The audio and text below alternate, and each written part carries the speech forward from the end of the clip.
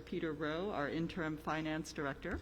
And if school committee members have some high-level questions to clarify with the superintendent, that's fine.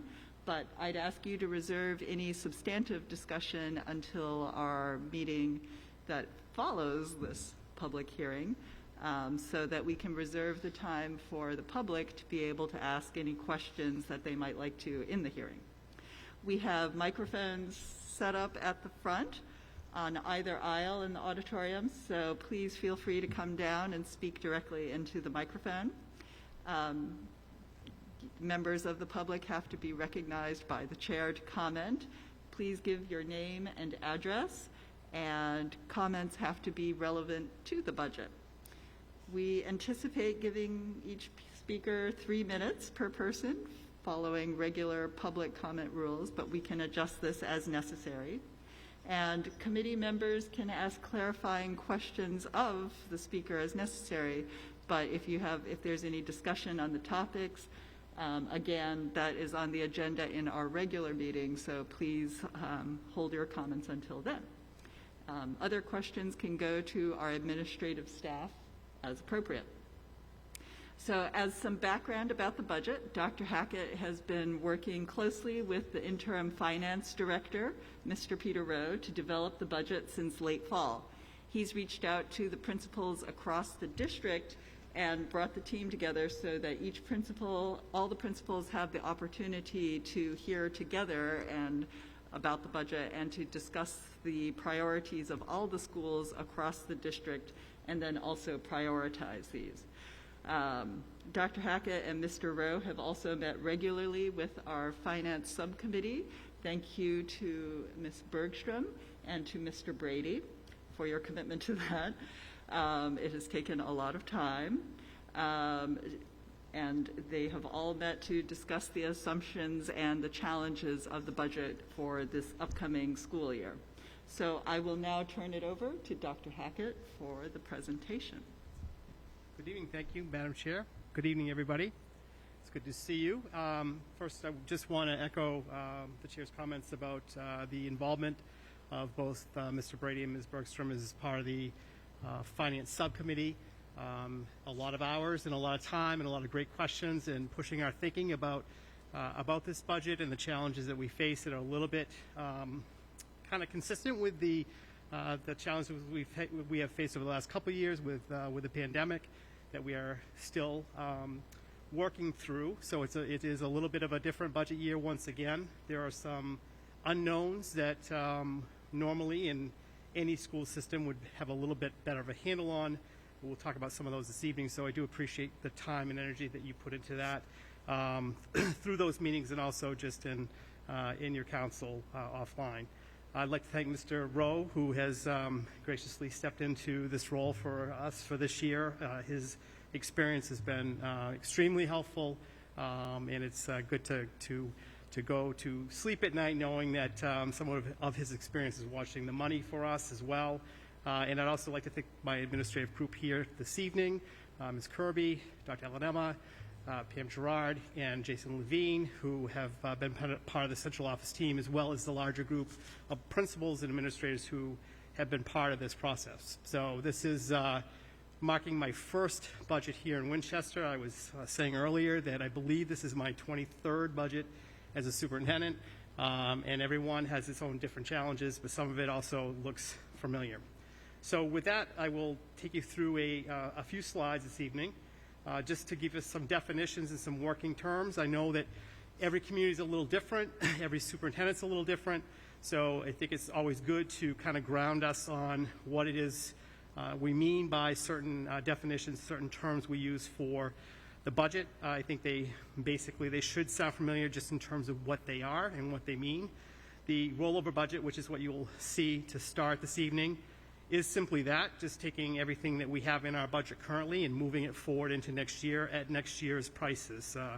The primary driver on the rollover budget, in all of our budget, but the biggest driver is just making sure that all of our staff, teachers and staff, are brought forward on any existing contract. Generally, that would mean in the teacher's contract and other contracts, it would mean a step on the salary schedule, and then anticipating what potential COLA increases might be for all staff. As you know, we are going to be going into contract negotiations with the WEA for all units. So that is a major unknown for us right now. So what you see tonight represents our best effort to try to kind of estimate what we think is reasonable, what we think is will be part of that process. The maintenance of effort budget is actually the budget that represents our required and mandated programming, things that we know that we need to do in order to really truly open the door for our students and our staff next year. This includes any kind of specialized programming that we know for students who we have in front of us who are rolling into another grade level next year. It includes any out-of-district placement tuitions. It includes also adjustments in staffing related to enrollment shifts, and we will talk a little bit about that, but programming that we need to continue to carry forward for students who are going into the next grade level next year. And then tonight, for the first time for the school committee, you'll also be seeing what we're calling the maintenance of effort adjusted. This is a budget that we in my office went back through with Mr. Rowe, myself, and others to really kind of take a look at some of the assumptions that we were making and also try to kind of tighten up some of the estimates that we had presented in the maintenance of effort budget, and we will walk through that as well. And then we will also present to you what our levels are, which is essentially our priorities. What we're really going to be working from tonight is the maintenance of effort budget, and we'll talk about the maintenance of effort adjusted budget, but those are really the two budgets that we'll be working from.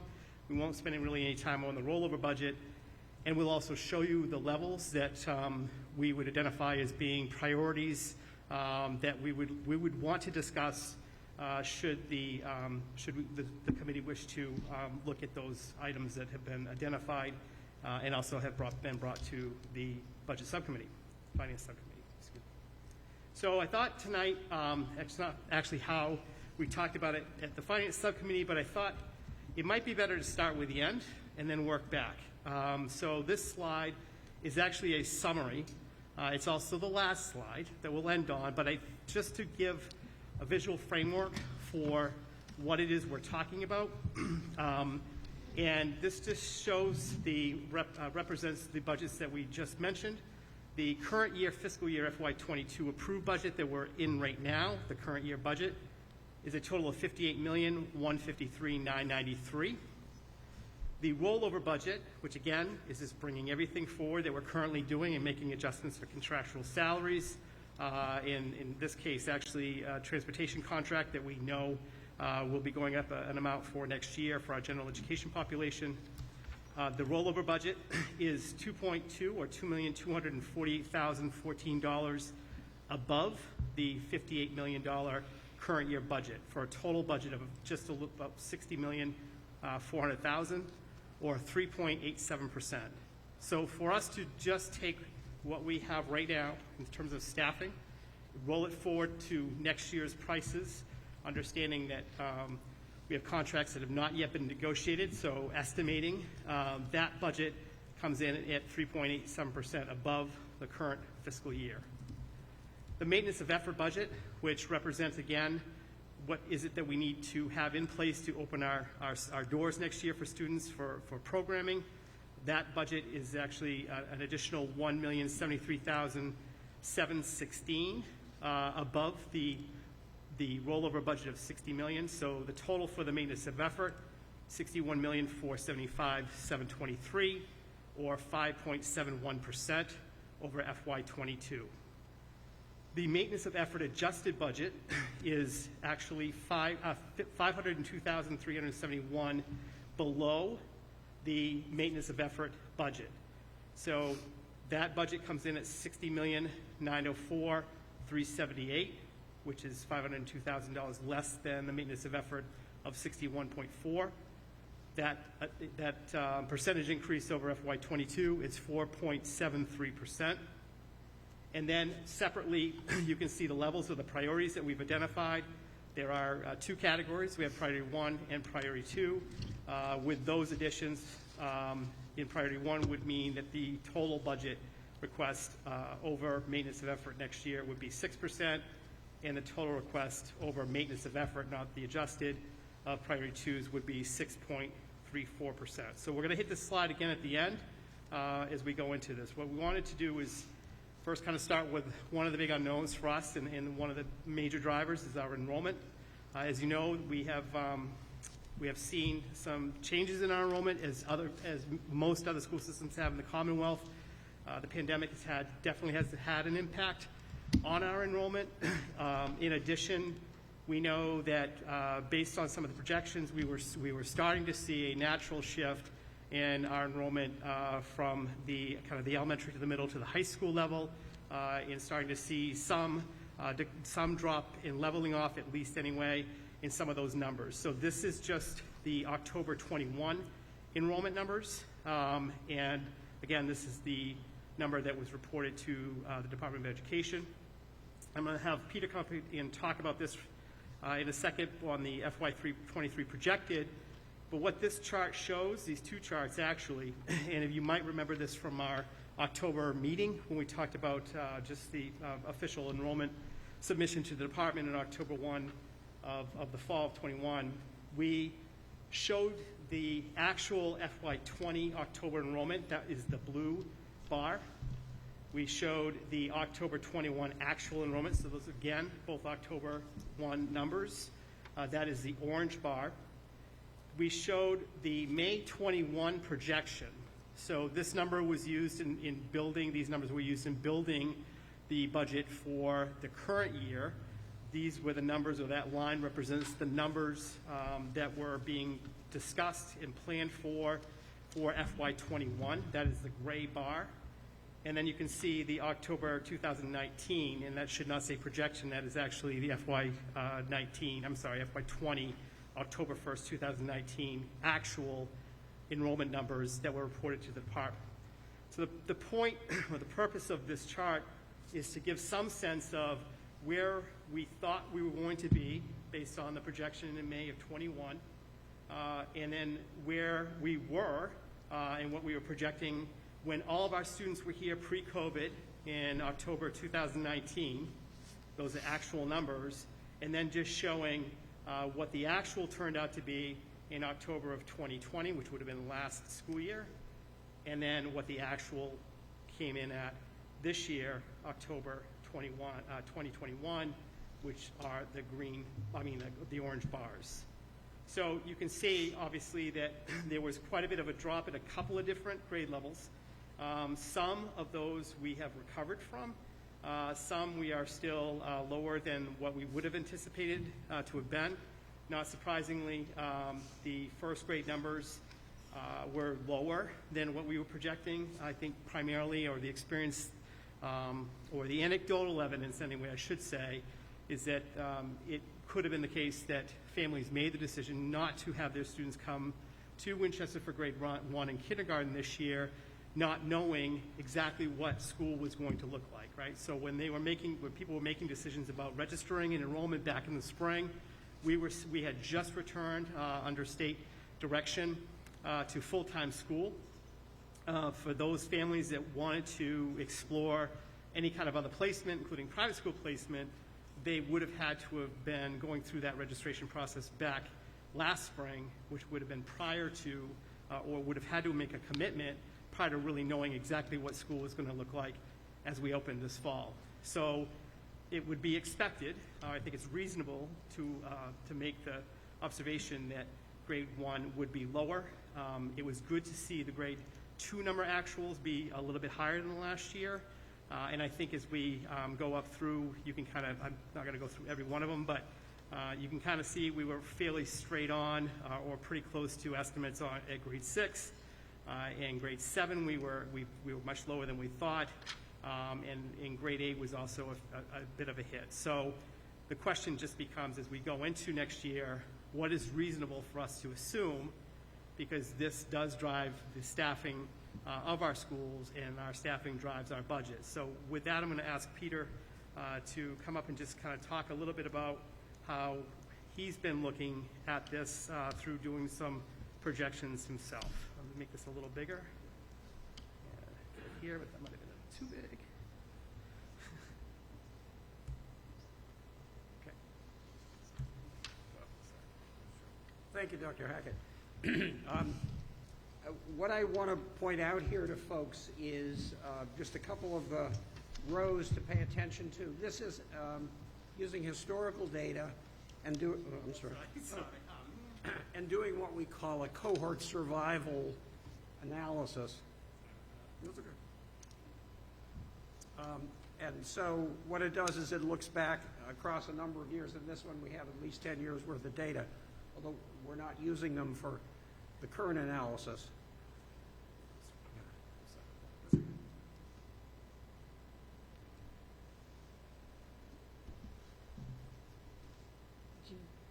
Got the wrong day. G.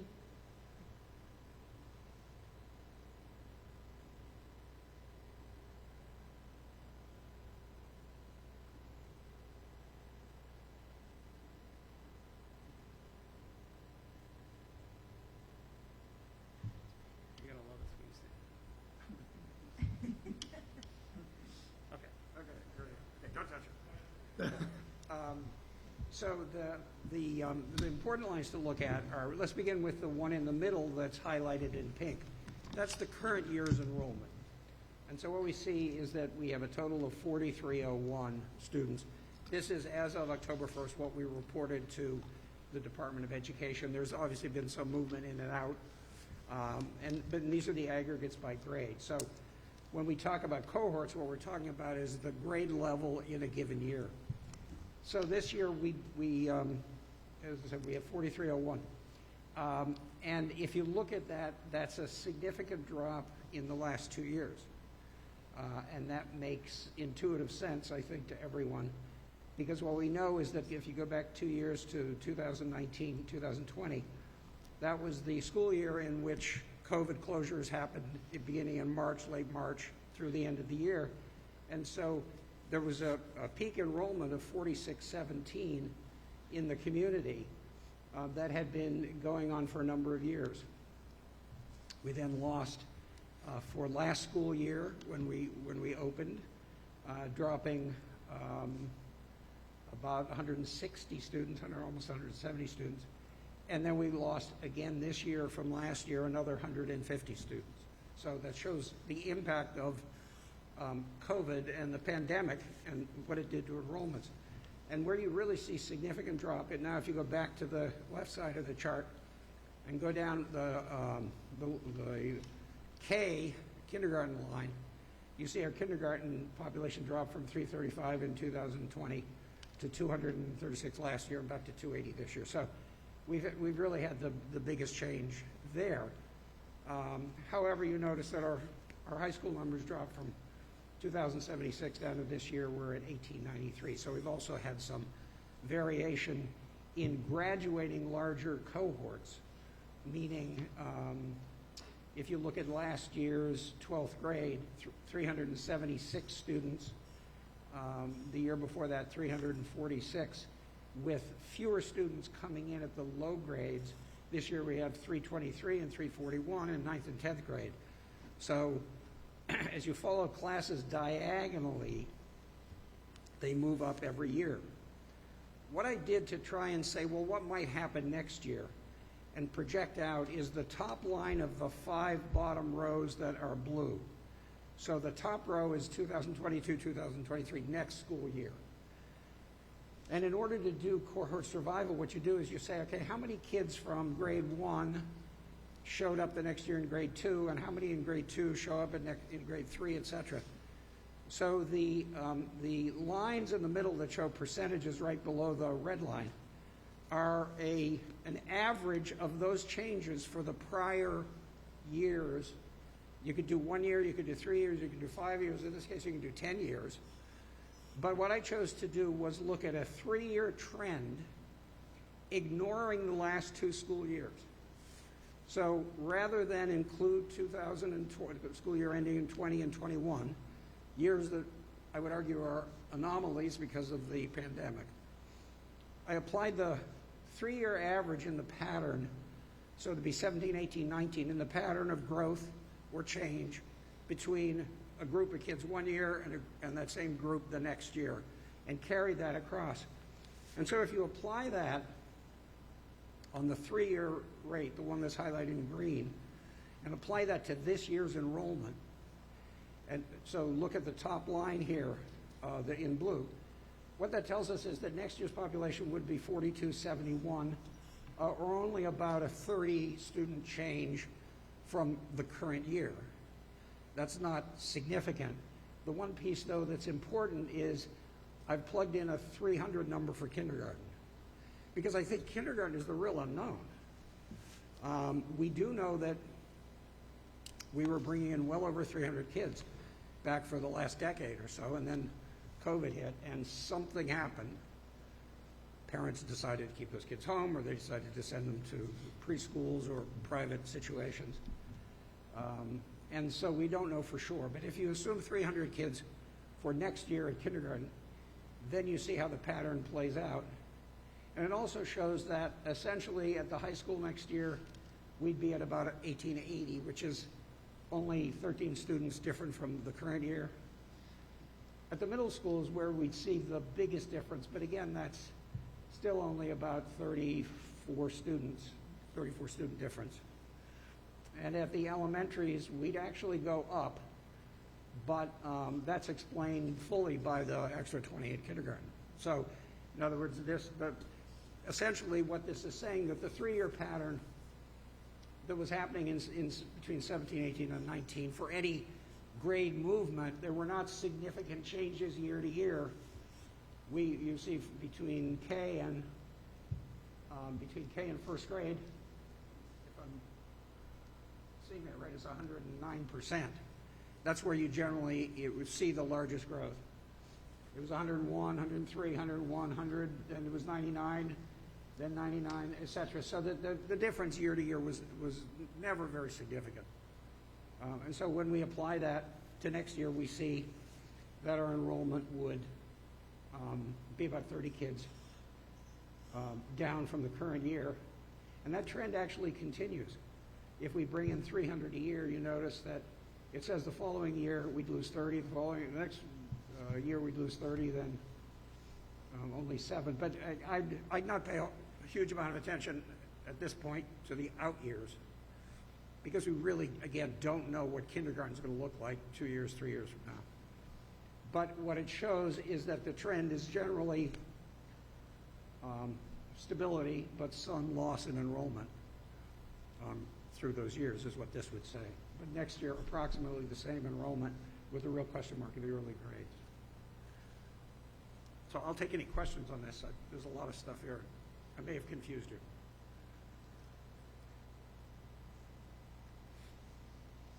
Mr. Hopcroft. I don't know if you want to hold questions for other folks here or not. Thank you. This is really, really insightful, and I really appreciate all the work that you put into this deep analysis. I was curious on the K end of it, and I know you said that that's the most unknown piece of it. Mm-hmm. But when you look back pre-pandemic, every year we had over 300 kindergartners, and I think if I'm looking at it right, you looked at 18, 19, 20, I think. And if that's the case, it would be 304, 317, 335. The trend, and I don't know if you can draw a trend because the ones before it are a little bit lower and things, but it seems that they pre-pandemic are all in the 300s. And I wondered what happens to your model if you put a 325 in for the kindergarten. No, you're absolutely right. And that's really the biggest variable I think we're going to find here, is if the kindergarten grows, let's say it's 325, immediately each year will grow, K will grow by that, first grade will grow by 109% of that, right? So you're going to have more, obviously we're going to build more kids into the system, and especially at the lower grades. So that's why I say the most I'd really, for now, want us to think about is what next year's enrollment look like. You could, certainly this tells us something about what the high school and middle school will look like over the next 4 or 5 years, if the old pattern continues, and it generally does, because those kids are already in the system. you tend to see not a lot of variability. So that those trends are probably pretty, fair. We're going to see the middle school drop over the next few years. But we really don't know what's going to happen at the lower grades. I was just going to mention the housing projects also, but those would affect Right. later out years too. Right, and this doesn't take into consideration any new development that would have come online or that's about to come online. It also doesn't really look at birth data. Generally, when if you try and really do a robust version of this, you would try and look at birth data and tie that out as well. I think there's, my own observation was that there was so much variability from COVID that it's that's just another piece of noise that I'm not sure how to deal with, But in the short term, if we look at the birth numbers of 5 years ago, they seem to be very similar. I think the number was in the 300s, wasn't it? We saw in some of the more recent years that number seems to have trended down. But the number that would coincide with next year's kindergarten, the 5-year-olds, was about the 300, and which was consistent with what we'd seen in years before. Yeah. And lastly, I'll just say that the birth data is an interesting number as well, although I imagine, given the declining population overall for the state, that it's really how are people migrating internally within the state that would drive that. But thank you, this was wonderful. Karen, can I just? Oh, sure, Ms. Bergstrom. I just wanted to respond quickly to Mr. Hopcroft too, because we did talk about that at the Finance Subcommittee as well, in relationship to the housing developments that would be opening and the Donahue study, the information that we've had. And for the 2022-23 school year, even if we begin to see some of the Cambridge Street development opening, it would be, the numbers that Donahue had given us were phased-in numbers. So we wouldn't see all that growth necessarily coming in 1 year, but over the next several years, and potentially not even in the fall. So certainly not in the fall. They may come mid-year, and depending on how the construction project goes, it may not come till the fall of 23. So that's why we considered that also variable in trying to get the 2022-23 kindergarten projection accurate to reflect that. Does that make sense? Yeah.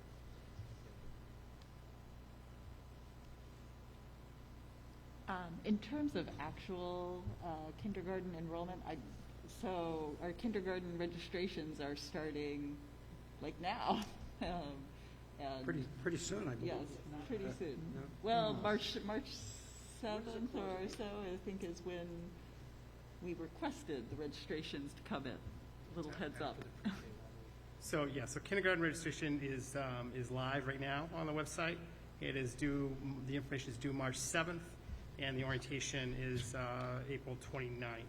So it will be after, effectively, for us in terms of budget. Right. Yes, I'll text my wife to register Calder right now. That's right. But just in terms of a pattern that we see for the kindergarten registrations, do you see like a large bump, or do you see a large volume of the registrations coming in general, like March, or do you see it ramping up slowly?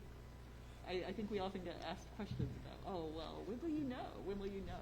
But My experience has been what you will know quickly are the people who live in town right now. Right? So it really then becomes a question of how many move-ins might you get over the course of the summer, which was not insignificant. I did get a chance to see the mid to the tail end of the summer. There are quite a few registrations that happen at that point.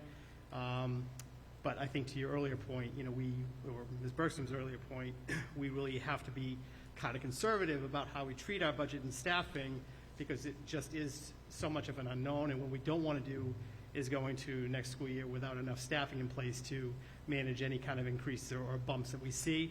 I'm also not entirely convinced that we're not going to see some migration back to the public school system at certain grade levels from parents who have made other choices over the last year or two. I definitely think that can happen. I would like to think we'll start to know about that within really a month or two, when we start to hear back from parents looking to, because they will have to re-register. So hopefully we will have a little bit more data as we go. great, thank you. Mr. Nixon. I'm just going to use that mic if I can, because that way I don't have to bend over.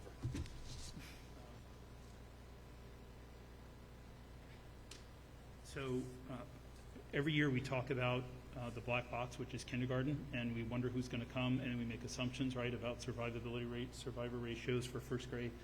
There's another big change, though, that always happens in our district, and that's that leap from 8th grade to 9th grade, where if you look very carefully, in some years, we actually had 11% of the 8th grade did not come to the high school. So those are private and parochial transfers. It's been a very variable rate. In many years ago, like going back behind 2011, we thought like around 2008, 2009, we were averaging around 8 or 9% per year. And what I think is interesting about these numbers is just how variable it is. So in some years, I was just crunching some numbers down here. In some years, it was 7.5%. It was 26 kids out of 349 in 8th grade. In other years, it was 4%. You'll find some at 11 and 12%. So the grid that you're showing us tonight, you're projecting we're losing 15 kids, which is about 4%. I would just suggest, I think for most private schools, the deadline for application is end of January, early February, and decisions are coming out in March. Kids are not applying to private school in Winchester without it going through the guidance office at McCall. So I think that one might be a good, thumb in the air, right, to just sort of see what those numbers look like. Because since we're only projecting 4%, and that I think that ratio even declines as we go further out, I have to think we're going to get back to some of that variability. The upshot of that is it might even suggest we'll have fewer kids at the high school, where we've had a lot of space constraints over the years. So we have more kids here at Winchester High School even today than what it was designed for. After a long drawn-out battle with the MSBA, they agreed to a bigger building, but not the size that we wanted. So within 2 years, we were basically over capacity. So that's not a bad thing if we have fewer kids, but could we maybe just look into those numbers at McCall and maybe see what that tells us about that cohort that comes up to the high school? You're absolutely right, because in this model, it assumes on the 3-year rate, 96% of the 372 current 8th graders will show up as 9th graders next year with 357. The 3-year run, the 10-year run is 93.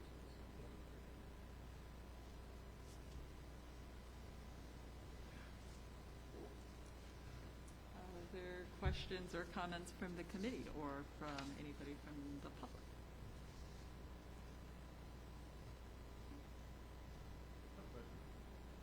Thank you. John Dobbins, 9 Emerson Road. And I like the chart. Are there other parts of like a roadmap that you're looking at that also, and what are the impacts that they have to the budget? I understand the staffing, but this is a good chart. And then just looking out, and how that changes up or down, and then what other forecasting models are you using? for enrollment, No, I mean for the whole budget. This is really the enrollment is really the base forecast that we have historically used, because depending on how many kids there are really has a lot to do with your staffing. Sure. So, using enrollment is the major tool that in my experience, we've used. Okay, thank you. I wonder, Peter, if you, just to follow up on Mr. Dobbins' question, beyond just enrollment, though, when we're talking about budget and we're thinking about, the expenses we know we can anticipate versus those we don't. So we know how many employees we have. We have a collective bargaining agreement. We are going to be renegotiating it. So we know things about steps, lanes, columns, assumptions around retirements. Sometimes we're close, sometimes we're not. Substitute assumptions, all that kind of stuff. Oh, I'm sorry. yeah, I think that's what your question was. Is that right? Yeah, because, when I've worked in program management with this type, so sometimes when you have different options, then you can get trade-offs and those kind of things. So how the impacts to the budget are if it's down because of, for whatever reason. Obviously the pandemic, who would have seen that? But there are other things that could be influencing it, Right. especially enrollment, and then how that shakes out to, so the public understands how that influences, and then if it's on target next year, or 3 years, or 5 years, this is where it is, or this is what's driving more construction, this, that, everything. I get you. Well, what I would say is it intersects to the point that Chris was making. It really intersects with then our program choices. That's programmatically, we run a co-teaching model primarily at the elementary level, so that defines some of your staffing. It relates to whether you create special education programs in-house or whether you have low incidence programs that you use collaboratives to send students out to. I mean, so there are variables. Those would be the ones that are programmatic. And then the other issues are, as Chris said, collective bargaining, which obviously has a significant impact, as well as working with the town related to benefits. When we show our budget, it doesn't include benefit impact. That's something that we work out with the town ahead of time, but that's can be very dynamic and very put a lot of pressure on the town's resources any given year.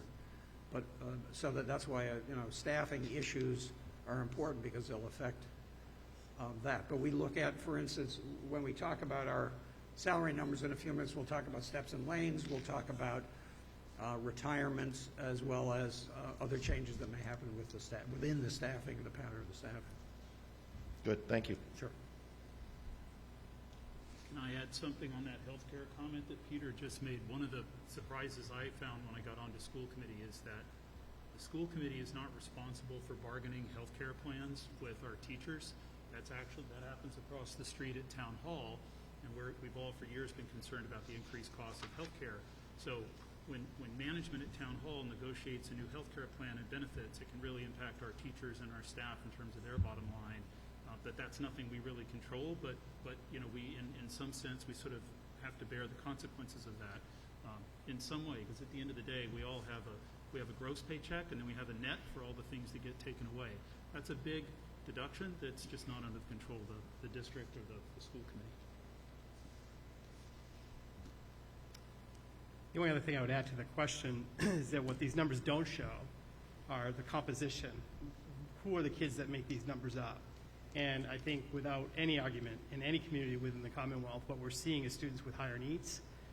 We have students who come to us for whom English is not their first language, for who need the additional support, in-classroom support, who may need everything from occupational therapy to speech therapy to physical therapy. Those numbers are not declining. We're servicing a much more complex student profile than in my time as a superintendent. In every community I've been in, we have seen those increases and those changes in our population. So while at some level we're making this sound like it's a straight division problem, you've got 50 kids in a grade 2, you need 2 classrooms of 25, it is much more complicated than that, as I'm sure you could appreciate. And that does have an impact on the budget, which we can we'll talk a little bit about, but it's not really an impact that necessarily shows up in the same way as that enrollment chart. Is that when you start to lose children or you have a flattening in enrollment, the obvious question always is, are there places where we can make reductions?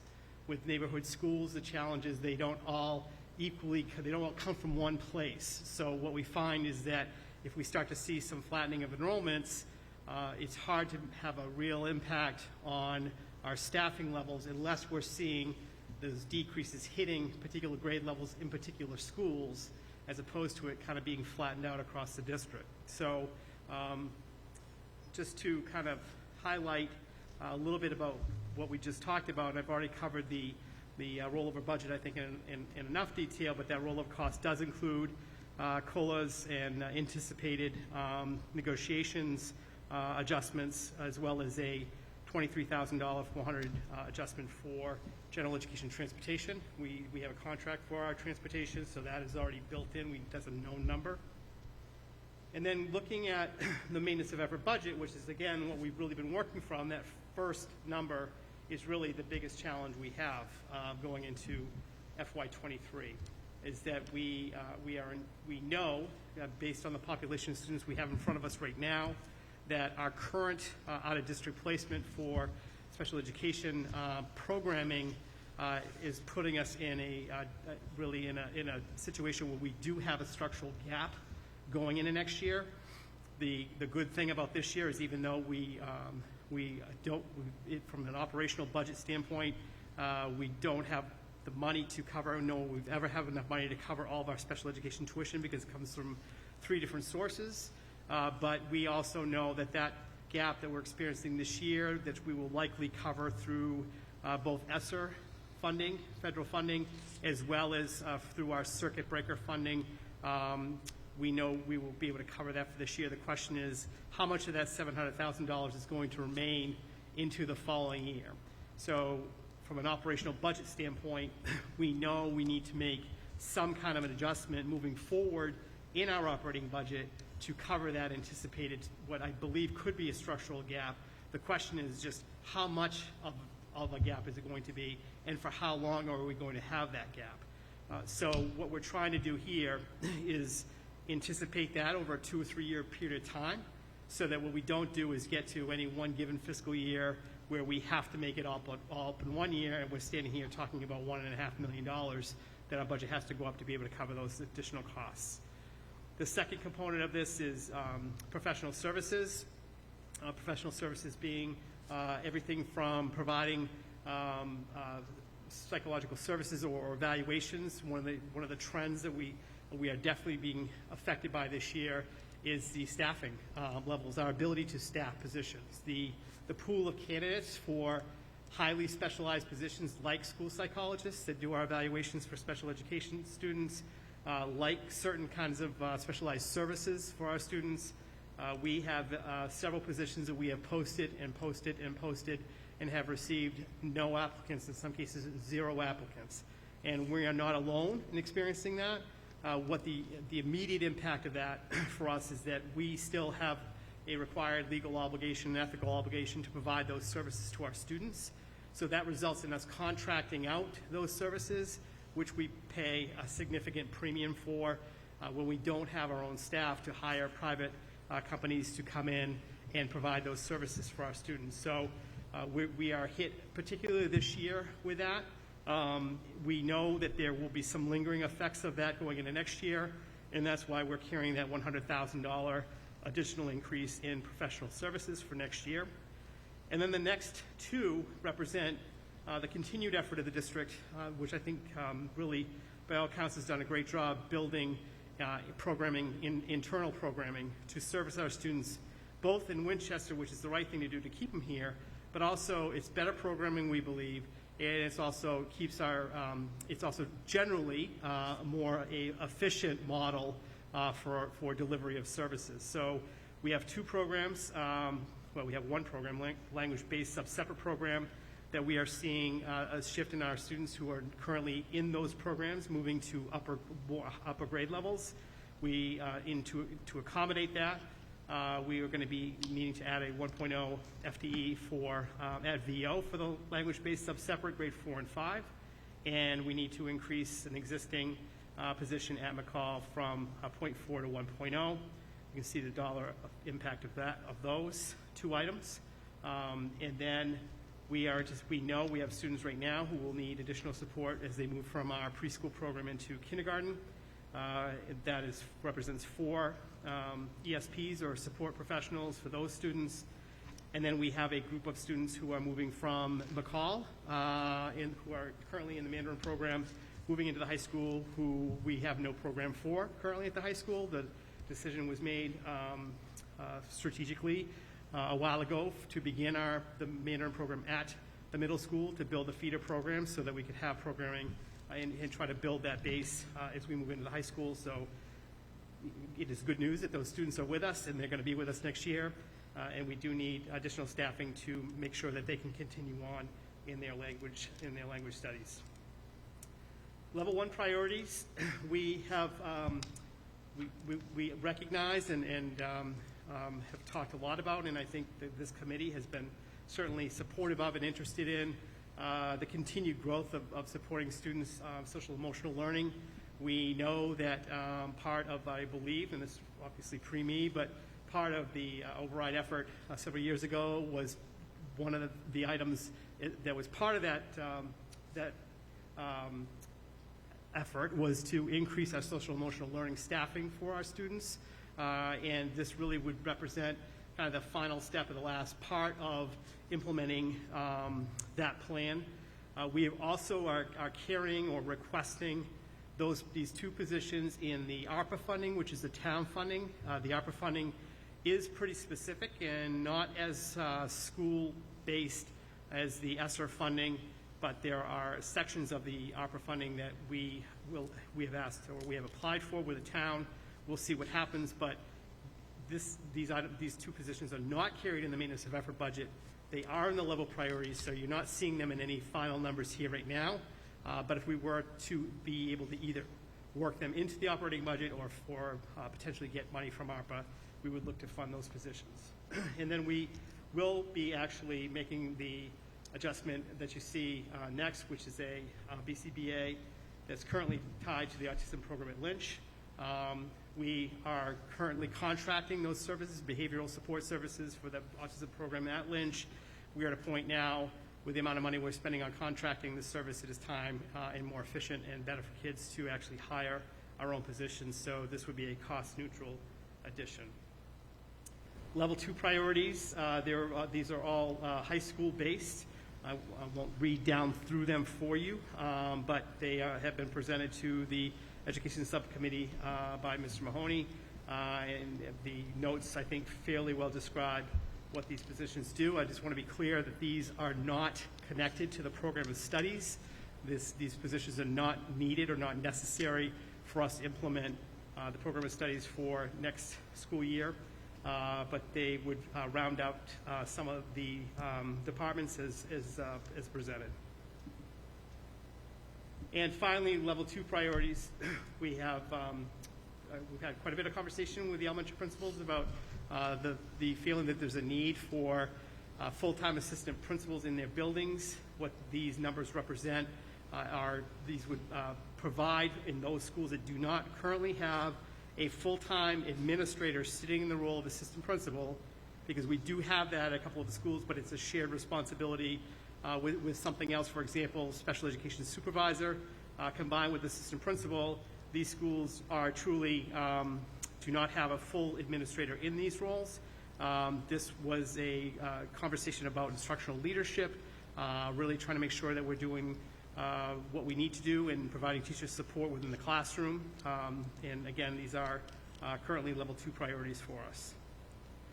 And finally, just to review the maintenance of effort adjusted budget. So we presented this to the Finance Committee, was it yesterday? It was, wasn't it? Yes. Amazing.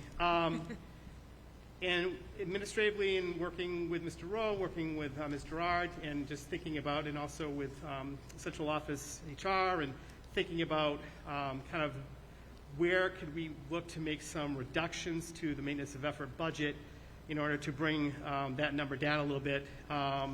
For discussion purposes, we took another look at the out-of-district tuition cost. As I shared before in the previous slide, we had budgeted $700,000 for the maintenance of effort out-of-district tuition.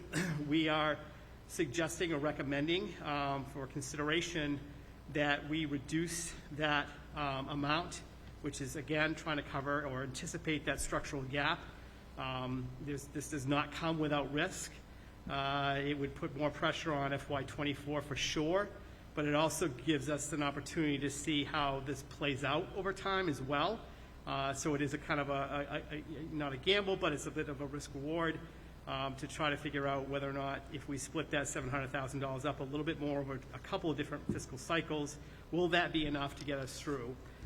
So the adjusted cost that we're recommending is $435,720. That's after a lot of analysis of the current existing students and anticipating potentially other students who may in fact be looking at out-of-district placement. That would be a $264,280 reduction to the maintenance of effort budget. And then next is looking at our entire personnel services budget. This is all of our staffing, the $53,185,970, and really trying to think about and anticipate or try to get some kind of historical trend on our retirements, as well as looking at our enrollment data that you saw previously.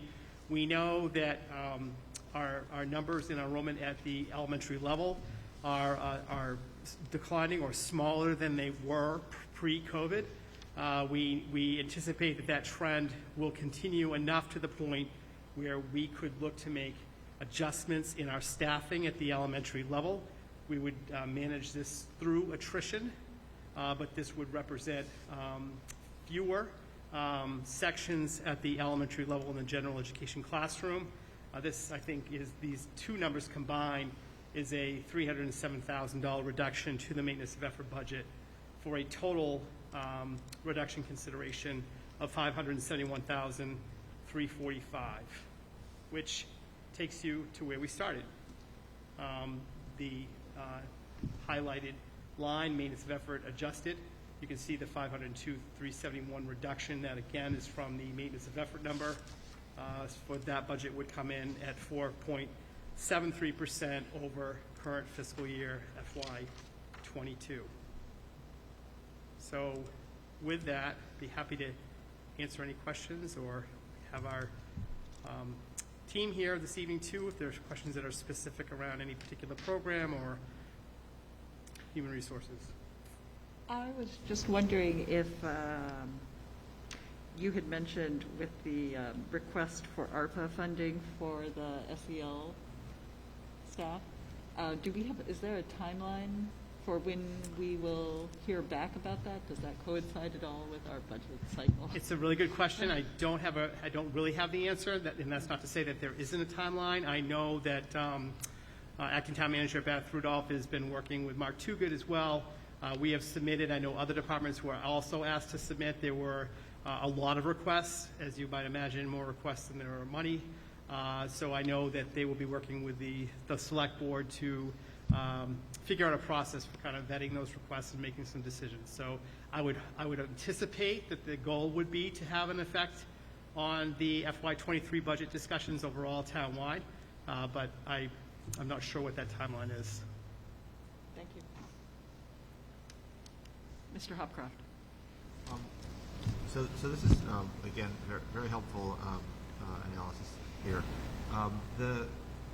The one I'm curious about the 700,000 and for the out-of-district placements, and I note that there had been an increase in a prior year, and you're going from 21 to 22. And I'm wondering, do we know from the actuals from that, did we use all that? And as we're looking at the 700,000, do we anticipate that we need that? And we're looking at spreading it out over a couple of years because we think it's a bubble that can be amortized over a couple of years and it's going to go back down? Or do we think, so I guess the question is, do we think it's not going to materialize to the 700,000, or are we just trying to spread the 700,000 over multiple years? Yes, to the second point. Okay. And so the gamble is that it is a short-term bubble that will go down in the future, because when you put half of that in the next year and you still have that 700 plus half of it, it's going to be a problem. Correct. Or it could be more. Or it could be more. Right. And then the other, I think Ms. Bolognese was asking about the Arpa funding. That I don't know how that gets recognized, or the Esser or Arpa, whichever it was that offsets this, or potentially could offset this, whether that shows up in our budget or do we run it through as the 700 and then that comes out later? It's a great question. So the Arpa funding, again, is really specific to more municipal kinds of projects. We tried to make the case for really early on for tuition and learn that the money currently as it exists does not allow for that. Now, I would just remind everyone that the state is sitting on a lot of money, like billion with a B money, federal money that has not, as far as I know, has not been discussed. I have heard zero word on Chapter 70 funding, let alone anything on the federal money that is sitting at the state level. In some communities, Arpa funding they were able to use it for revenue loss. We didn't have experience here in Winchester where we actually lost revenue, but some communities did. So in those cases, school systems were able to benefit directly, almost as a revenue replacement payment. That's not available. That's not a situation in Winchester. So what the ARPA funding does allow us to look at is mental health services, which is why we saw the SEL coaches, testing services. infrastructure, technology infrastructure, which is another component that we submitted for in coordination with the town. We've worked hard with town leadership in and around our additional test kits. I believe they actually came in today, so we will be getting 2,000 of those test kits the town has purchased through Arpa funding. So the cooperation and the teamwork has been tremendous, and obviously very willing to and wanting to make sure that we work together to try to solve a lot of these issues. But from a straight up sped tuition, we would not be able to use Arpa funding for that. But again, we do have the Esser funding available. That's how we're really looking to cover some of this year. We're hoping that we don't have to cover all of this year with Esser funding, because we also have another couple of years that we can spend those funds as well. So that would help ease that bubble, which we hope is a bubble that will eventually trend down. Can I ask one follow-up, which is the adjusted numbers that you have in here that have those reduced numbers, how should we be thinking about that? Or is that just something to be aware of, but you're proposing the full $700,000 in your budget, right? So the discussion that I would like to have with you at your meeting after this meeting, and I think the Finance Subcommittee is looking for your feedback on that question. Okay. Ultimately, it's going to be the school committee's decision as to what budget you adopt, what number that is. We just wanted to put another scenario in front of you, recognizing that that a 5% budget is a big lift, and we have, again, presenting some option which does not come without risk. Great, thank you. I just have one thing right beforehand. With respect to Chapter 70, I did hear that the governor would be releasing the FY23 budget for the state in the upcoming days, including Chapter 70 funding information. Good to know. That's the first I've heard of it. So generally, House 1 budget, which is what you were referring to, the governor's budget, Yep. generally does come out the end of January. We seem to be really at the end of January, so it's good to know that we may be hearing more. Mr. Brady. I just wanted to, reiterate the superintendent's point that I thought was well made, that Winchester as a town compared to other towns did not lose revenue. And so just as we look at these budgets going forward and thinking about the future and thinking about the economy, this is a time when we have not lost revenue, and the future is certainly uncertain, and there could be years, 2, 3, 5 years from now when we do lose revenue. So just to think about kind of the moment in time where we are economically, what choices we can make now, what choices we potentially might not have in a few years, depending on how things go. Ms. Bergstrom. And I just wanted to thank you again for this. I know it was a hard place to come to the maintenance of effort adjusted, and I hope to be able to have a more robust discussion with that in the committee in our meeting. I think there's a lot of thought and thinking that goes into particularly the special ed tuition. I would just like to remind the community are subject to the tuition rates that are set for us by the out-of-district placements. And the out-of-district placements are team decisions decided by IEP teams, professionals within the school department, combined with parents and educators. So that is a particularly hard number to be talking about, and I look forward to further discussion on that. The other thing is the Esser and Arpa funding.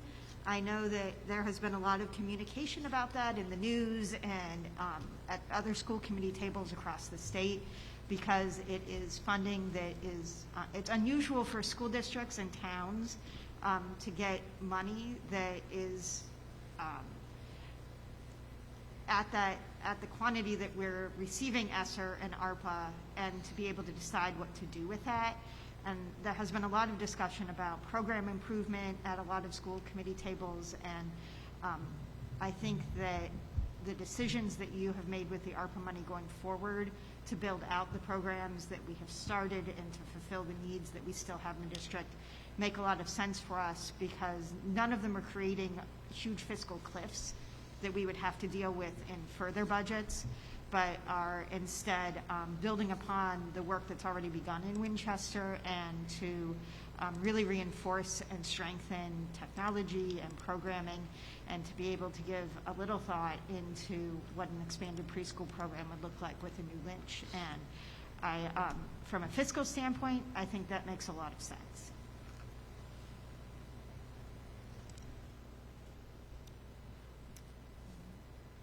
Mr. Nixon. So I have two things I'd like to speak to. This was a helpful hearing because I heard something, I want to be sure I understood the superintendent correctly. The philosophy about out-of-district tuition and this idea, almost thinking of it in a 2-year time frame. Am I hearing that right? So I'll say it as clearly as I can. That would be a fundamental shift in how we plan for and budget for special education out-of-district tuition. That is a big deal that has consequences down the road that I think would take a lot of people by some surprise. It's not a flawed approach, but it's just a very different approach. We have a special education reserve fund. It's sort of living a second life. It was created as a different animal through town meeting, and now, as I think we know, we can just go to the select board and get approval for that. I think we have about $325,000 that sits in it. That was created to help pay for unanticipated and unbudgeted special education expenses. I think the way, I'm going to say a few things. So the way we've been doing it, in my opinion, has worked well. Because having set up that fund 8 years ago-ish, maybe 9, we've never had to use it. It's gotten very tight. Mr. Ard has been very nervous in a couple of years. You've heard me advocate as recently as 2 summers ago that we take as little as $25,000 in prepaid tuitions because we had the money, and then lo and behold, we had some spikes in tuitions. So we do have those levers, and just this notion about like the 2-year concept, I presume the only way that would work is because we are allowed to prepay tuitions. So I just want to be clear about this. Is that sort of the idea that we might fund something almost as a lump sum, and then towards the end of the year, we have a conversation about, reversion basically back, I guess, to the general fund. We have a conversation and we look at what our special ed needs are, and we would be presumably talking about and potentially voting a large sum. I'm only looking at you because it's comfortable for me to look at you, Pam. So I'm assuming we could be talking about 6 figures that we would be voting to prepaid tuitions. Those are big numbers. And just represents a very different way than we've ever sort of conducted ourselves around special education. So Mr. Nixon, I just clarify, or did I misunderstand? we're really not talking about prepaid tuition. We're talking about the fact that right now in this current budget year, we're anticipating anywhere from $700,000 to $900,000 shortfall in special education tuition costs that we have for real right now in front of us. That gap, we will have to make decisions on using Esser funding, looking at our circuit breaker funding, and then some of that is also just is anticipated as potential that may not materialize. What we're talking about for the $700,000 is what we believe to be a structural gap that we're going to realize year over year over year, because these are placements of students that have already happened, hence the gap we have this year that we can fund, but may not be able to fund with outside funding sources in 23 and 24. Okay, so in other words, you're not suggesting we change our approach on an ongoing basis? No. Like it's more like maybe seizing an opportunity because we have a structural deficit we're working with now. It is recognizing that we likely have a structural deficit, and it is unlikely that IDEA funding and circuit breaker funding is going to keep pace or increase quickly enough to make up that structural gap. And what we don't want to do, and what this district has been really smart about, is not spending circuit breaker money in the year that we receive it. You have spent it in the year that prior to the money that you've already received.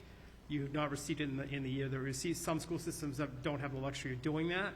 We may be in a conversation this year about covering this year's sped costs that way, which we don't want to do.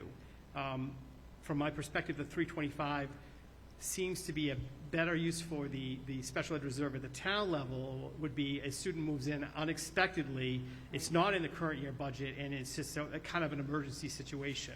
we're not talking about an emergency situation. We're talking about an experience we're having right now, that we anticipate those numbers will continue to stay stable, that we will have that gap moving forward. And what we don't want to do is be talking about a $1.4 million funding need out of the operating budget in FY '24 or '25.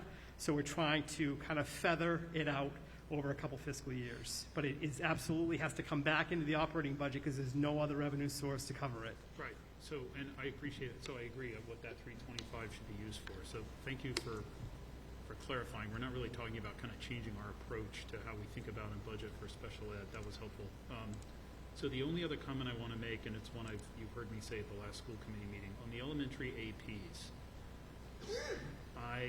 I'm a big believer, like I want documents to kind of stand on their own 2 feet so we don't have to explain them. So the slide that says we have 3 APs at Ambrose, Lincoln, and VO, it's not really telling me what that 54 is for.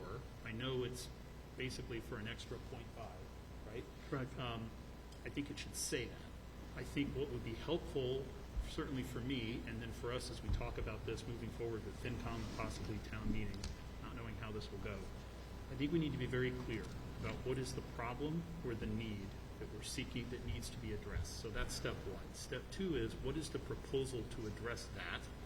And that proposal could be 0.5, FTE, and then of course, what does it cost? So when I hear about instructional leadership, I'm interested in hearing a little more. The 0.5s that we have today were deliberately put into the budget because our elementary principals, which Ms. Kirby will remember if she were at Morocco at the time, elementary principals with the new mass teacher evaluation protocol at the time were telling us that they just really didn't have time to be effective leaders in the building, to do their evaluations, the formative, summative evaluations with teachers, et cetera. And there was a lot of debate about whether we should need a 0.5 or a 1.0. And after that lengthy debate, we were told 0.5 will be just fine for this need. That doesn't mean we need to stay there because needs can change, the dynamics can change, expectations of the position can change, but I think we should be talking about that. And of course, Lynch already has a 1.0 for other issues that came up later. So although we do have an employee at Morocco who is a 1.0 employee, she's not a 1.0 assistant principal. So, and I want to be clear about how I say this, because I'm not saying I'm opposed to this idea, but if we're really saying we need effectively 1.0 assistant principals in our elementary schools, then I think maybe Morocco does go back on here. Because I want to be sure we're being equitable about what we're saying we need and what we're providing. Then that could obviously throw up the question of the special ed supervisor position. Maybe it means, does Morocco actually have a second person, kind of have a second assistant principal who's effectively a 0.5? I mean, those are sort of the operational leads. Mr. Nixon, I'm just going to suggest that since we have this on the agenda for the regularly scheduled meeting, that maybe we adjourn the public hearing and then bring that up as a discussion point in the regularly If you'd like scheduled to, I think school that's committee. fine. No members of the public are watching right now because they wanted to hear us discuss the budget. So if you would rather close it, that's okay by me. I think we can move from this meeting, or from public hearing, into the next one. So I think at this point, Madam Chair, I do have, I'm sorry, I don't mean to interrupt, but I do have one thing I just want to show the public and show you as a school committee, just because we have, if you go to our website, winchesterpublicschools.org, winchesterps.org, you will see the school committee button or tab. If you click on that, you will also see that we have now an icon for FY23 budget, and what we have provided for the public, this is public facing, is a dashboard of the major cost centers of the maintenance and buffer budget that you're looking at this evening, not the adjusted, but this is public viewing. You can hover on some of these cost centers to see what the budget was in 22 versus what we're proposing in 23, as well as obviously seeing in table format. And then you can also go down here and see expense types, so personnel services or personnel. You can see the breakout of all of our contractual salaries by cost center and school. And you can also see a breakout of other expenses that are non-personnel related as well to make up the budget that you saw this evening. There's also a budget detail tab which provides another look. Not surprisingly, a huge part of our budget is personnel services. So this is FY22 of our total budget. 87.2% in the current year's personnel. Rolling into next year, 86.5% would be personnel. You can see some definitions and some higher rounded up, rolled up numbers. I do want to point out that when you see central office, this line, contractual UWA, the central office is not going up by $1.4 million. Just want to be really clear for the public and the committee. That actually represents that's a placeholder. That's where we have budgeted anticipated contract negotiation COLA costs. You'll see the steps built into the actual cost centers, but when you're looking at that particular line, that is what that number represents, just so everyone is clear about that, so we don't get phone calls tomorrow. You can also go up here for a pull down, and if you want to look at any particular school by itself, I can pick out Winchester High School and only look at Winchester High School's budget, so I can see both the personal services lines for Winchester High School. Again, what you're seeing here, like for English teachers, for example, that represents their step increases because we know what those are, so those are distributed in the appropriate lines. And then again, you can see what the other expenses are for the high school as well as every other school in cost center represented here. So it's a tool. I hope that it's helpful. Certainly looking for feedback. We'll continue to work on it and try to build it out more, but it's somewhat interactive. It gives people a chance to kind of look for information that in a way that might be more helpful for them. That's it. Thank you. Thank you to Mr. Merritt, our Senior Program Manager of Operations and Planning, for his key role in developing this. I just say, can you do this? And then it shows up. So. Okay, with that, I would accept a motion to adjourn the public hearing. So moved. Thank you very much. So we will adjourn. Roll call vote?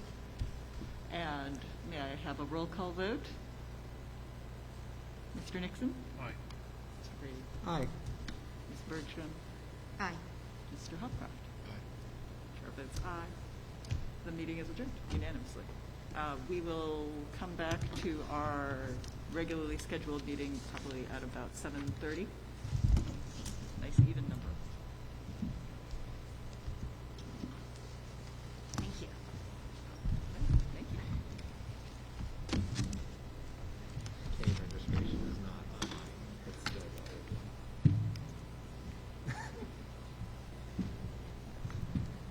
Anthea was on it. No, I You went were on. on it. This is what it is, so. Yeah, I looked at it.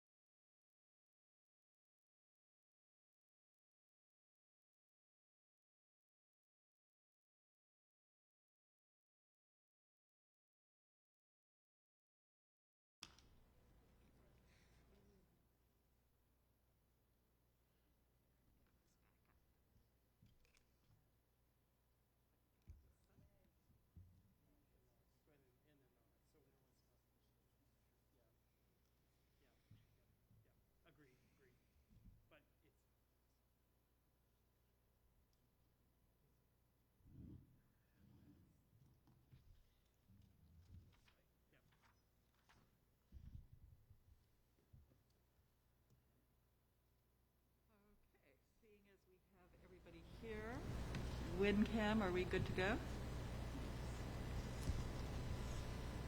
I think I see a little motion. Okay, thank you very much. Thank you, WinCam. So I will now call to order our regularly scheduled meeting of the school committee at 7:30 on January 25th. I will just read through the agenda, which is we will have communications from the school committee and the administration, followed by public comment, followed by reports and discussion items, including a health services update, a McCall Middle School update on the Washington, D.C. trip, updates from the policy subcommittee on a first reading of the middle school dress code revision, first reading of the updated bullying prevention and response plan, a recommendation on student activity accounts and policy JJF, an update from the finance subcommittee on the FY23 budget, and the food services contract RFP and selection process.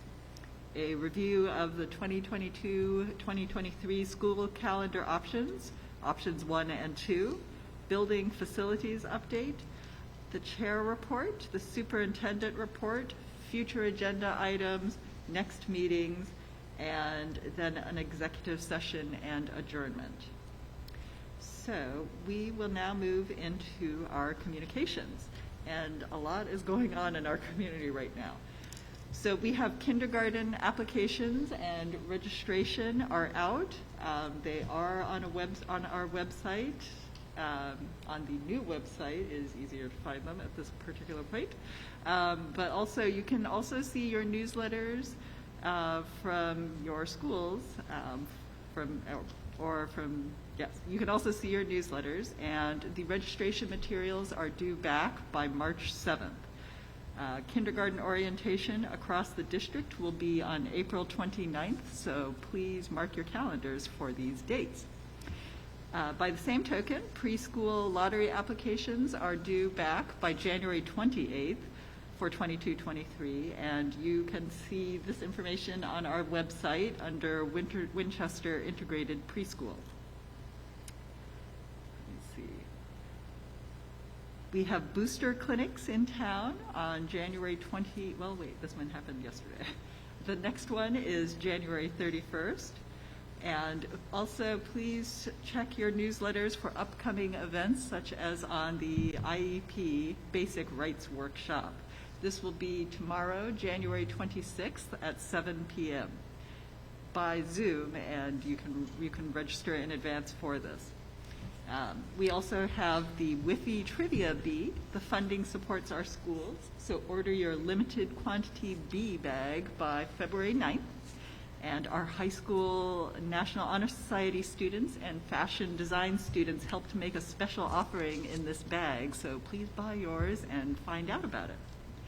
Any further updates from Dr. Hackett? I have spoken enough this evening and still have more speaking to do, so I will spare you all.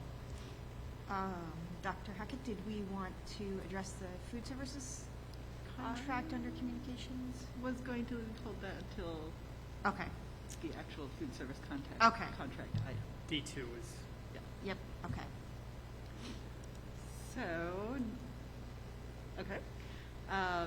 Next, we will move into public comment for the evening, which public comment shall be for a period of 20 minutes. It's not a discussion, debate, or dialogue between individuals and the committee. It's a citizen's opportunity to express their opinion on issues on the agenda or of school committee business. So any individual wishing to speak before the committee shall identify themselves by name and address and shall speak for no longer than 3 minutes. And all individuals shall speak to the full committee through the chair and shall not address individual members or administrators.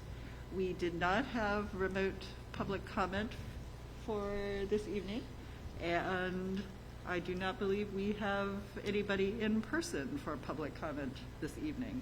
So we will move right on into our reports and discussion items. Let's see. So first, we will welcome Ms. Jen Markham, our nurse leader, for a health services update, including latest information on safety checks at school, quarantine and isolation, and clinics in town. Come on up, Jen. Yes, Give you you have the podium. full power of the podium.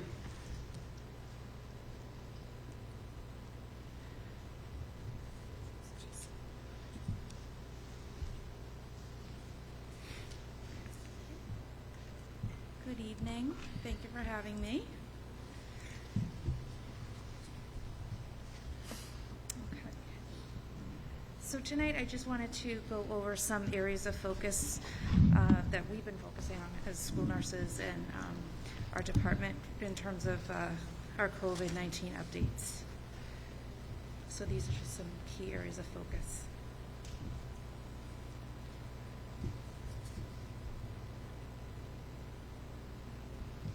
So some of the slides I'm going to be showing tonight are also slides that I used last week with Jen Murphy when we presented at our webinar to update the community on COVID testing. So I just think for context, it's important to include some of these slides. For example, the positivity rate. Some of the discussion tonight will be around the sharp increase in cases that we saw coming back from our winter break. So as you can see, that spike of cases we saw January 2nd. And again, this is the positivity rates in Winchester, and that you can see that we did have we still have a fairly high positivity rate, although I couldn't get an accurate one for today, the presentation, because it hasn't been posted yet. You can see that if we once that comes out, you'll see that it is slowly declining, so that's good news. But it's also important to show kind of what we were up against when we came back from break. This is a copy of our COVID dashboard that we do keep updated. We like to post cases by school. We keep it updated, about twice a week. This was updated on Sunday evening. Currently, we do have 60 active cases combined with all our schools, and we are just 4 cases shy of hitting 1,000 cases since September. So we've been very busy. This is just a slide talking about just the trend in moving from kind of our schools and our health departments kind of managing all the cases and moving into a personal responsibility mode. So CDC, DPH, DESE are all kind of having this conversation. So I just thought it was important to kind of, show a slide about, just remind people that that's sort of where we're heading. So since the beginning of our pandemic, we have had layered mitigation strategies. Of course, for me and for the school nurses, and I met with all of them today, our number one mitigation strategy is people staying home when sick. So staff members and students staying home when ill and following the symptom checker. So that really is our first, layered part of our layered strategy. And then, of course, we have vaccines, which is our best defense. It helps prevent serious illness, hospitalization, and death.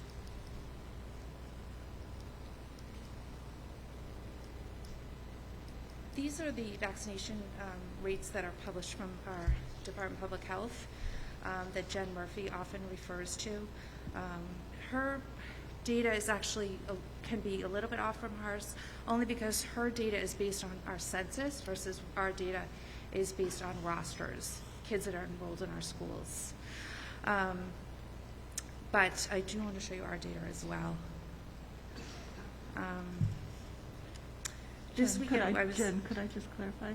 So Yeah. the data that you just showed about the Winchester vaccination rates, is that for Winchester as a district or Winchester across the whole So town, it's or is based that- on the census, so it's across This the is the town. census. So not every Okay.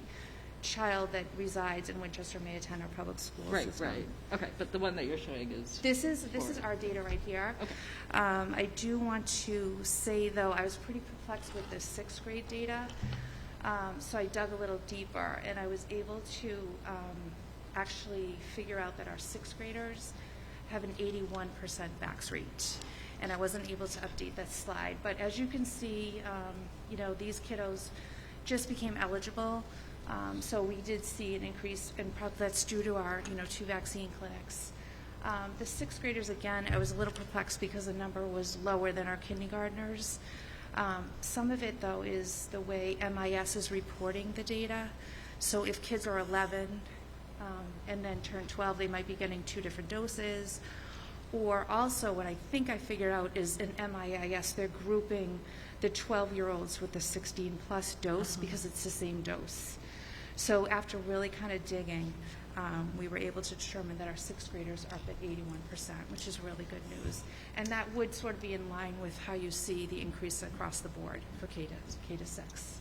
And also, just to clarify, that's fully vaccinated on this Winchester chart too, correct? Yep, that's a great question. These are fully vaccinated. These are, we're still using the definition, fully vaccinated is 2 doses of the primary series. The other thing on the previous slide is Jen Murphy was actually, she actually called me late today to say that she was able to determine, again, this is based on census, that she feels confident that we have a 17% booster rate for the 12 to 15-year-olds. So we're doing Say really what percent? 17. 17. So we're doing really well.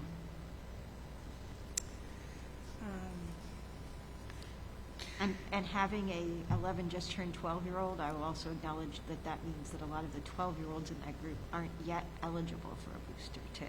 Right, that's right. So minus that age group, that's a good point.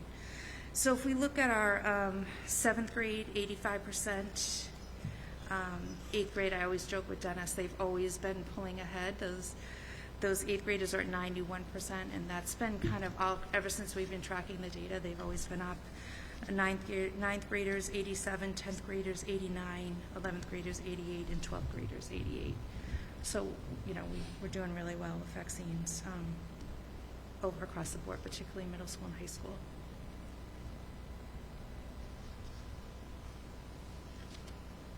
So this is back to kind of, I think it was Michelle's question of what it means to be fully vaccinated. So fully vaccinated is that someone's had the 2 doses of the primary series. And for up to date, and this is something that's new verbiage we all sort of have to get used to, is if someone has had, if they're eligible for their booster and they've had their booster.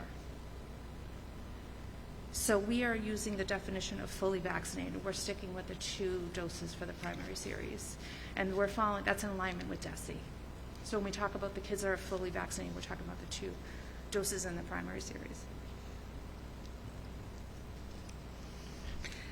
And this is just, for anyone that's interested in information about booster clinics. And I actually brought my daughter to one yesterday, so it's excellent. So in terms of another mitigation strategy, of course, we're all familiar with our testing that we've been doing.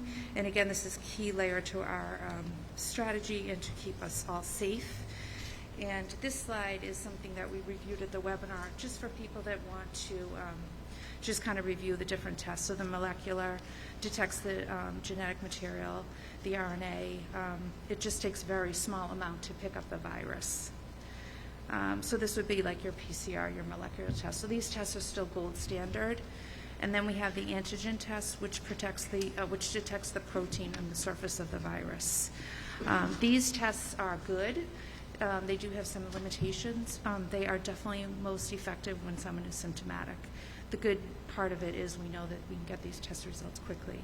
And the antibody test is a blood test to show that you've had the virus.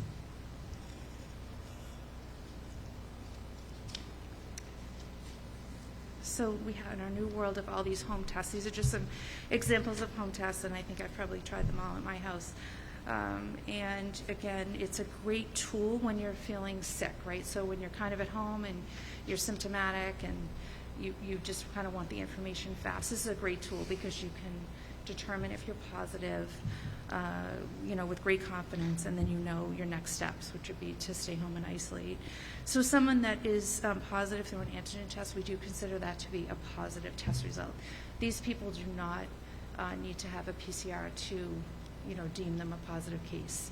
And that is a change since we also came back from winter break, from our December break.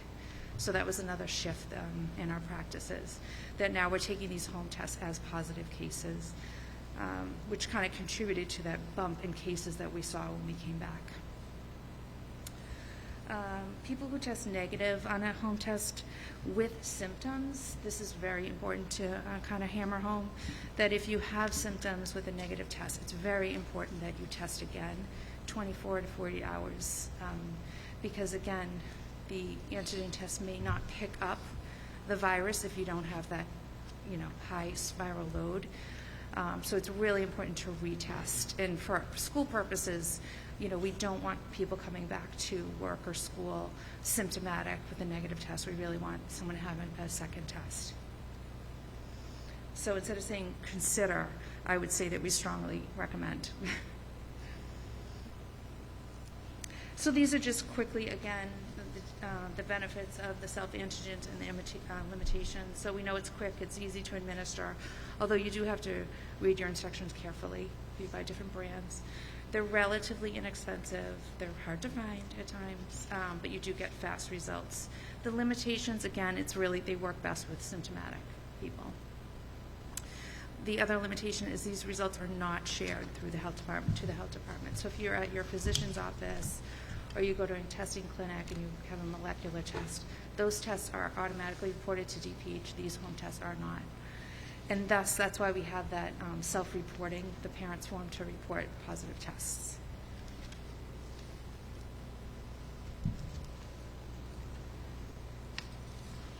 So part of our testing strategies at school, as we all know, we've been doing surveillance testing, which is what we now call our weekly safety checks.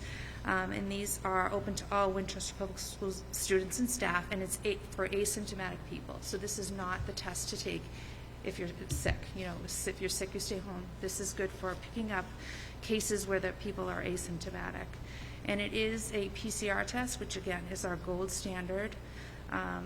We are happy to report that we do have more than half of our elementary school students participating weekly. We continue to encourage our middle school and high school students. With the bump in cases, we did see an increase in participation slightly. So probably we had an additional 40 kids test at the high school last week, just with kind of reminding people that we're having more cases and being transparent on our dashboard, and just, I think there was more awareness, so a little more testing. But, we are very proud of the fact that we have done over 10,000 samples tested to date. That's pretty significant, so we're pretty proud of that. The types of tests: Veritas take-home nasal swab. We utilize this testing for our Winchester Public School, all teachers that want to enroll, and staff, as well as the middle and high school students. So they take home the test, they swab at home, and they bring the test back the next day. Elementary schools, we're still using our CIC trained staff to perform the tests, and it's still a nasal swab. Those tests are processed through the Broad Institute in Cambridge. We have had 63 positive cases just picked up from surveillance testing. A big take-home message is it's very important if you're enrolled in this program as a staff member, as a parent, to be checking your emails often for notification of your test result.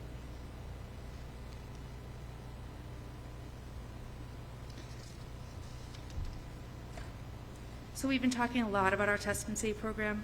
That's been very successful as well. This testing is for unvaccinated close contacts. And of course, we've been kind of advertising, because we're pretty proud of the fact that many, many days have been missed of kids that wouldn't be able to come to school. So we've avoided over 1,600 missed days of school due to quarantine, because we've been able to offer test and stay. So we recently have kind of looked through our data, and of all the tests we've done, we have picked up 16 positive cases through test and stay. We use the Binax Now test, and that's the testing we use for the unvaccinated students in our buildings. So it has been, it's fairly heavy lift, because it involves a lot of contact tracing to kind of figure out who the close contacts are. But we're getting pretty good at it, and obviously, it's been a very effective program in terms of, identifying people that we should test. Jen, can I ask you a question on this Sure. slide? For those very few that were positive, were they just sort of distributed throughout the whole district, or were there concentrations at one school or another? So that is a good question. I would say that Or maybe by age, like was it elementary? yeah, I would was say it middle high school is the highest, Yeah. because I don't know if you all probably recall, in post-Halloween, we had that bump in the middle school, and we had many, many, many children in our test and take program, and that's where we saw the biggest bump. I think probably 8 or 9 are from that one, I don't want to say cluster, but sort of that whole scenario. Yeah. So and then the other ones are scattered. So, last week, as we all know, DESE presented information that districts could kind of pivot the way they test, and they kind of, sprung on this on all of us, but they were saying that, from their data, they found that only 10% of the time that they were seeing positive test results from the test and stay across the whole state. And of course, that kind of prompted us to look at our data. So, and that's where we, kind of sat back and looked and found that we had only had 16 positive cases picked up through our test and stay. So we kind of just got together and just started, looking at this new program that DESE is promoting, and we decided to apply for this new program through DESE. So with this plan that we wanted to present, it would be a at-home testing option, and this allows students and staff to perform antigen tests at home weekly, and it requires an opt-in. So if parents opt in, their child would get a kit of 4 tests to take home to test, and the idea is to test weekly. But if we think about the kids that are also in surveillance testing, this would actually allow people to be tested twice a week. So once a week with your safety checks, and then if you are also opting into the take-home test, that would be a second test that you could have performed. We would also add in symptomatic testing, so school nurses could offer antigen testing on consented students exhibiting and staff exhibiting COVID symptoms. Again, this would be only for consented. We would also continue our weekly COVID safety checks, because we really feel it's important to keep continuing to perform this surveillance testing to pick up cases that we would not have otherwise known about to mitigate spread. Jen, can you go forward? Oh, sorry, yes. Sorry about that. Thank you. Yep. And then, so this would, looking at that great data and the low positivity rate with our test and stay, we feel that it would be a good time to discontinue the test and stay option, again, because of the high vax rate and the low positive cases from the program. And thus we would not be contact tracing. But to talk more about the symptomatic testing, because that would be, something that would be new. Again, it would not, we still don't want children to come to school sick, right? So part of the mitigation is we really need to keep the virus out of our buildings. We don't want it coming in. So it's not to change gears with that. Ill children and staff members, for that matter, do still need to stay home to stop the spread. But this would be for the child that felt not well in the middle of the day. If the child was, and this child would be going home anyway, but while we're waiting for a parent to come pick up the child, we could, ask permission if the child's consented to do the Vinex test. So, regardless of the test result, this is still a child that's symptomatic. We'd still be sending home, but if their child was positive right there in front of us, we could start the whole isolation teaching and, possibly decrease spread even in their own household. So it would be that point of care testing right then and there with the child. If the child is negative with symptoms, again, we go back to that. You really need to retest 24 to 48 hours again, and then not come back to school until your symptoms are resolved. Ms. Murphy, could I just clarify? So the registration, so for the antigen test, if parents and guardians want their children to be able to participate in the antigen testing, or in having their children tested at the nurse's office if they suddenly feel ill over the day. This is a new and separate registration from what parents and guardians have already done? That's Or- a very good question. So what still falls under the CIC free testing program is the weekly surveillance testing and the symptomatic. So that's still the consent. Okay. That's still that one consent that we've, been kind of working on the whole Signed year. up for that. And the reason is because that gives consent for, for testing. Basically, if we're doing the pool testing, those are official PCR tests. So those test results are reported to, DPH and to our health department because they're official tests. So that still falls under that waiver. If you want to participate in the at-home antigen testing, it's a separate opt-in form. And this is all sort of designed by DESE. So, if your child's already doing weekly safety checks and you want them to do symptomatic testing in case they get sick at school, there's no further steps. However, you want them to take home the antigen tests, that would be a new opt-in Google form, which we've already designed. So it's okay. fairly simple. So Yeah. the new Google form for the antigen test has not come out yet, but it's Right. it's ready to go. It's ready to go.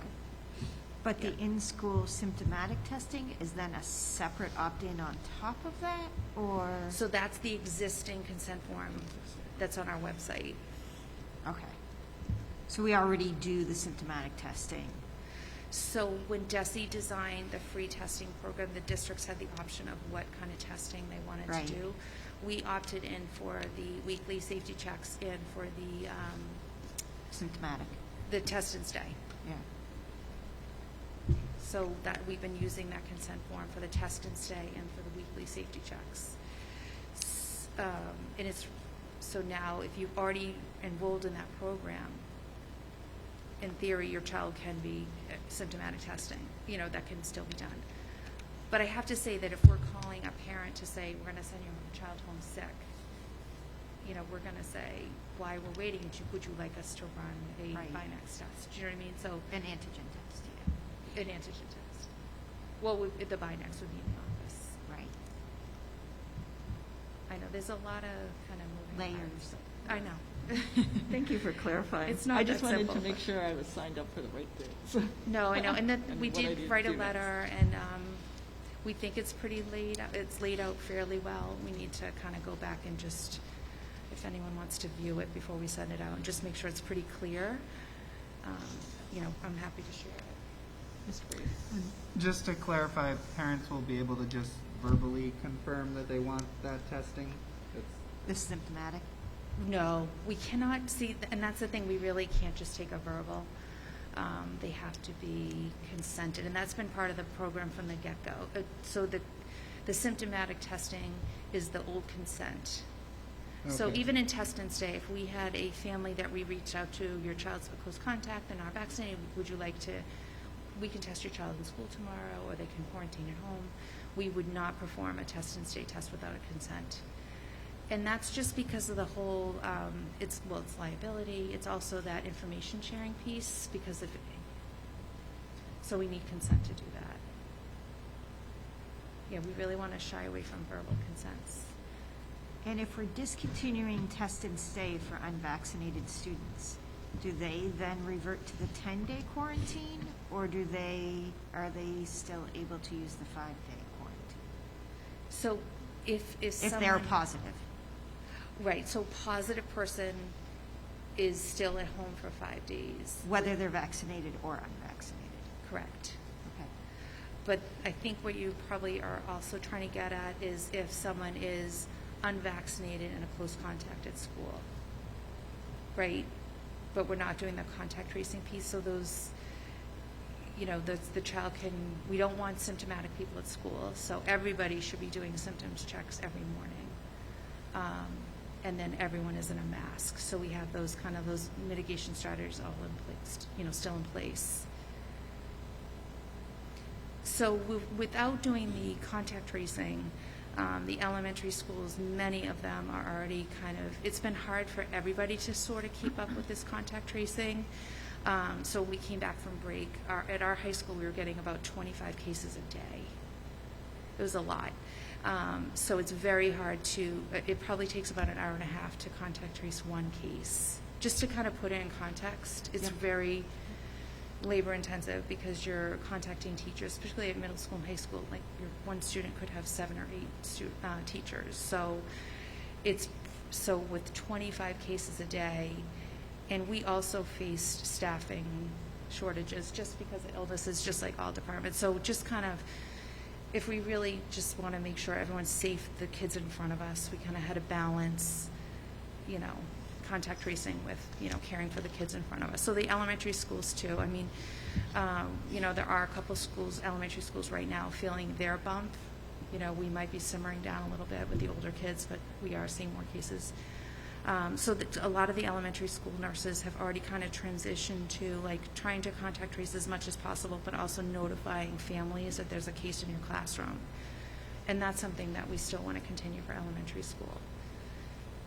So there still will be transparency and communication in addition to the dashboard. So, and the other pieces too, we're still looking for, maybe 1 or 2 cases in one classroom that we need to go, what's going on here? So there's still going to be that kind of, monitoring, case study, case loads, looking for potential school spread, conferring with Jen Murphy if we do think we do have a situation. So there's still going to be that relationship with the nurses and the health department, and to monitor. And out of curiosity, why is DESE requiring an opt-in for the at-home testing option instead of an opt-out? Since it's antigen testing, there's still privacy. Why are they requiring, do you have any idea why they're requiring an opt-in? I'm trying to, in my head, I'm thinking of the free test kits we all just were able to get in the mail. I actually think it is probably, they need to know how many test kits we have to have available. Okay. They need to know how many people are going to be participating. Our staff kits are actually already on their way, I believe, but they really are kind of waiting for numbers of families that want to participate. I believe that's why. But they were very clear we have to design an opt-in for the home testing kits. Mr. Hopcroft. Yeah. I just want to recap what I think I heard here, which is, by the way, very helpful. I appreciate you coming to meet with us. So we're discontinuing test and stay because high population of vaccinated people, very low positive rates.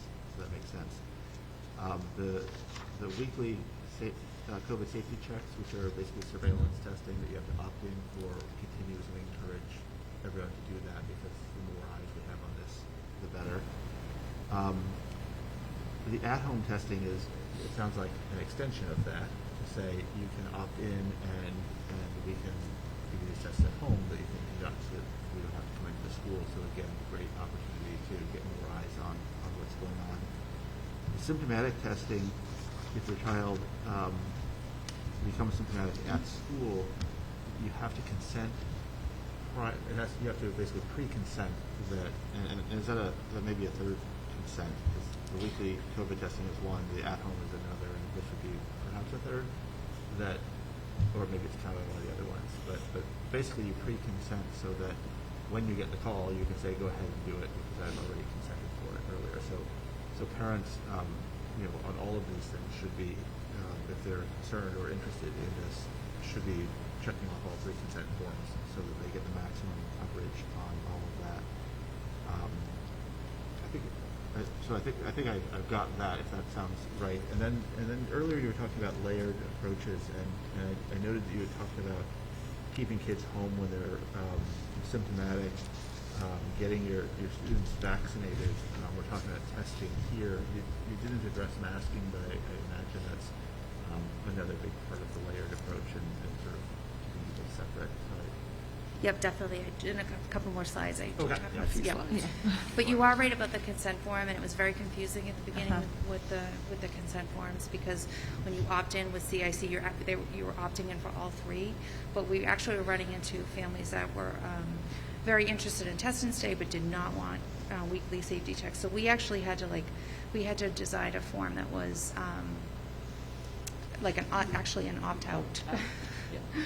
So we thought it was a little bit of a flaw in the consent form at the beginning. So we've kind of had to work around that a little bit. So it's Can I ask one more question on the at-home testing? Do you capture the results anywhere? Do we enter them into a portal or? That's a great question. So if a person does test positive with one of the home tests we've provided, they are required to report that to us. And that would be part of that reporting form that we already have in place. And that I think I've seen that reporting form often, maybe in the newsletters. It's Parent something Square. where at Parent Square, I see it on a pretty regular basis Great. And with one, with a live link. and one last question I forgot to ask. If your child does test positive, do you still need to get a PCR test before coming back to school? No. No, so just an antigen test, then you just self-report it that it's okay? Or? That's right. So once you are a positive case, you isolate for the 5 days. And that's, we're going to review that in another slide too, but it's, the 5-day isolation, come back potentially on day 6 if your symptoms have greatly improved. But we don't require another test. I'm sorry, one Yeah. more. If your child develops symptoms that could be COVID, but they don't test positive on the antigen test, you don't need to get a PCR to have them come back, or do you? So we strongly encourage another test, an antigen test or a PCR. PCR is gold standard. I think some of this comes up in upcoming slides. Okay.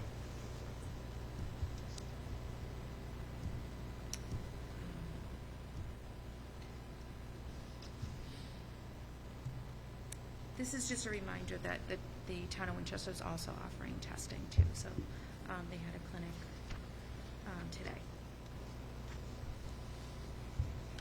These are just slides to kind of, as you just mentioned, kind of go over the isolation. So that was another big change when we came back from our break, that the isolation and the quarantine had shortened. So we had a lot to learn very, very quickly with this surge. So it was pretty busy. But in terms of what isolation means, that you're separating the sick person because they're contagious. We don't want to get others sick. So that's why we isolate the positive people. And, it's staying home at least 5 days. So at least 5 days is really important.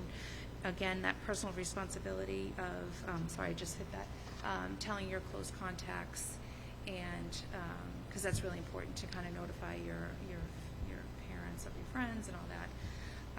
And also monitoring symptoms for a total of 10 days and wearing a mask when you come out of isolation for a total of 10 days. So then we also we really wanted to make sure parents understood what this meant to come back on that day 6 or later.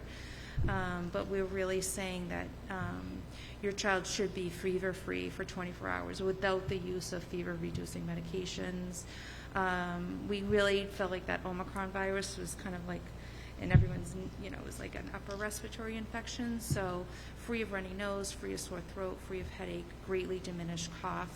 But of course, if you're presenting with more, GI symptoms, make sure those symptoms are, gone and resolved before you come back.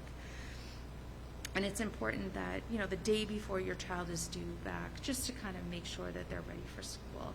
And we had a great nurses meeting today, and the nurses were talking about even just making sure that your child can tolerate a mask coming back to school. So if they're still stuffy or still blowing their nose, that's not a great scenario, right, in a school, because you have to take your mask off to blow your nose. So that was a really great point that someone brought up today. And also, do they have that, stamina, because it's a long school day. So if they've been sick and they're not quite ready at day 6, it really is wise to keep them home. So stamina, mask wearing, things like that. So pretty much fully recovered before you come back. Quarantine, we quarantine people that are exposed, and again, we want to separate them so in case they do develop symptoms and become positive, they are not exposing others. But again, if you are up to date in your vaccines, you're not required to test, although we do encourage you to test 5 days after you've been with a positive person. You do not need to quarantine, but watch for those symptoms, and you should be wearing your mask, especially in school, but we were required anyway. And then those that are not vaccinated or not up to date, they do need to, particularly if it's an out of school exposure, they do need to quarantine for 5 days. If your child is exposed out of school, so we're talking about probably like in the household, for example, it's really important to notify. And on the website, we do have a link to the quarantine notification, out of school exposure. And that's these two forms, the positive form and the form that you fill out if your child's exposed outside of school, is really so you can get that information directly from the health department. So those forms are really, really important. It's going to help you know how long they need to isolate or quarantine, and also when they can come back to school. For your, when you're saying up to date of the vaccine, this means with a booster if you're eligible for a booster, as opposed to fully vaccinated. Right, the up to date is the booster, which in our school we're not actually talking about the booster, but for our purposes we're talking about fully vaccinated. So if you've had the 2 doses of the Pfizer. So this should read, for the language we were talking about earlier, this is fully vaccinated. Fully not vaccinated. the quote unquote up to date. Fully vaccinated on COVID vaccine. The fully vaccinated. Okay. But So, and this is, actually, we use this slide on the webinar. So Jen Murphy really talked about that up to date with the quarantine isolation, and I focused more on the fully vaccinated for school purposes. Okay.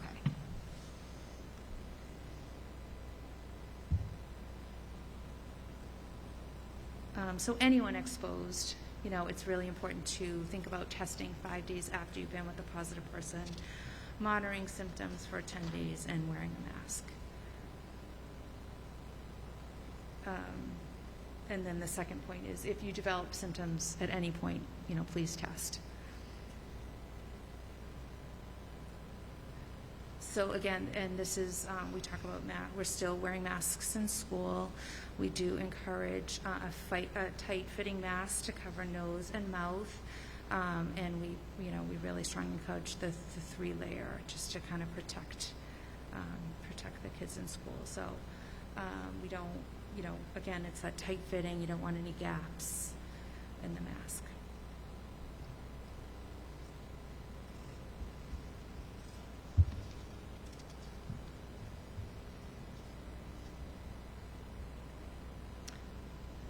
So any questions? Anything I didn't cover? I have one for you. Sure, Mr. Nixon. And it's given another item that's coming on the agenda tonight.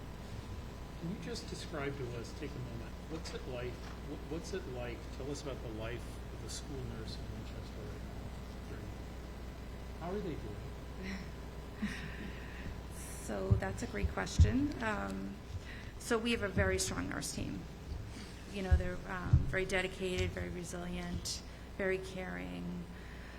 So we're really, really lucky in that sense. These nurses show up every day and kind of face whatever they need to face. It is challenging because we do have kids with medical needs. Just our day-to-day work in general is tough. And then when you add in COVID, it's challenging. So, but they're professionals, right? They want what's best for the children. Everyone feels strongly that we want our kids healthy and learning in school.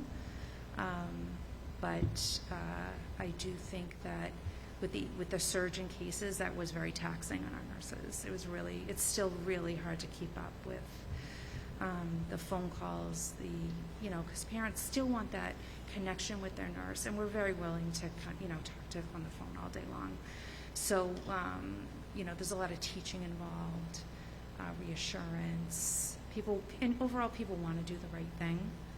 I mean, parents really have great questions. They really do want to do the right thing. So our nurses are doing well. So I asked a question, I heard an expression a week or two ago about contact tracing in the world of Omicron. And someone said, trying to contact trace today is like trying to catch a bullet on the bicycle. And so I thought of you and the other nurses, and I just thought about the workload and must be cascading. I hope that, I mean, I really appreciate everything you guys are doing, and I know all the parents do as well. You know, the school committee, I'm sure would be supportive of any resources you need that you don't have, but it's really just more about an opportunity to say thank you. And I really appreciate everything that you're doing. I think I'm having a hard time imagining sort of the stress of the day. I expect right now it's pretty tough because you roll out of bed, you don't know what the day is going to be like. Hard for me to imagine.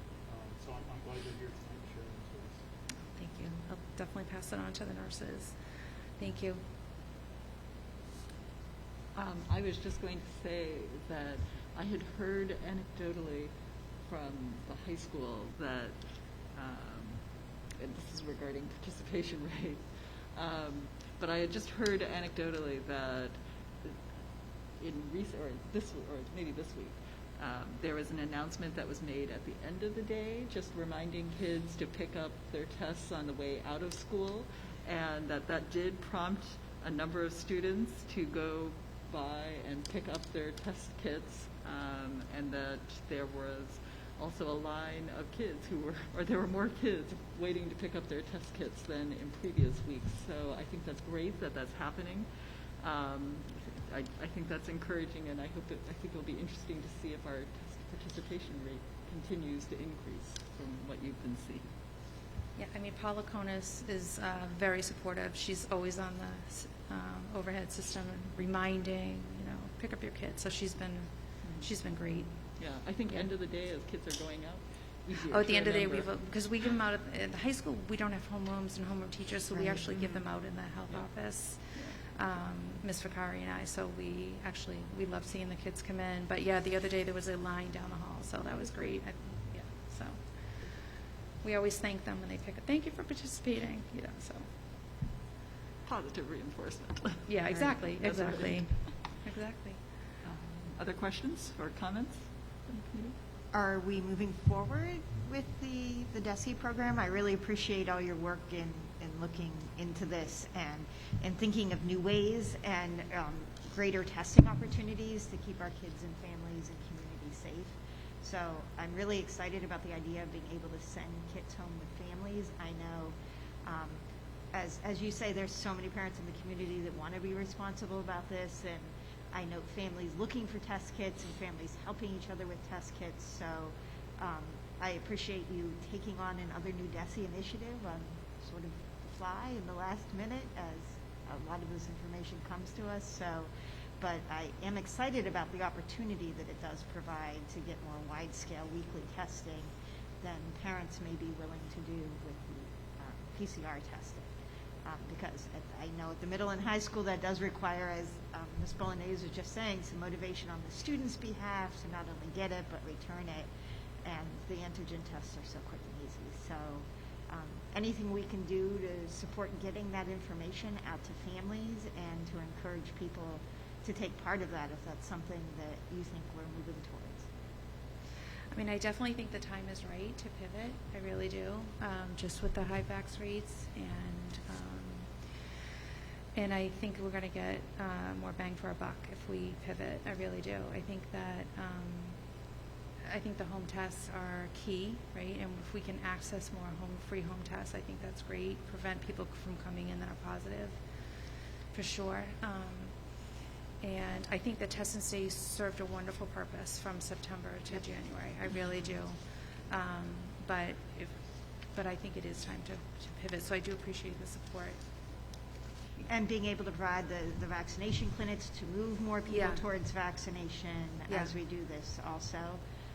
And as Mr. Nixon was saying, if we can partner with a community as you to sort of make your jobs easier and be able to identify more kids out of school and not having them come in school, I hope would also help with your workload issues as a nursing staff as well. And I think we can all work together on this. So thank you. Yeah, I mean, just pushing this out would be great, very helpful. So, you can look at our form letter before we send it out and make sure you think it's nice and clear, because the consents get a little confusing. And then, we just need to add more information to our website. So, Thank you. so thank you.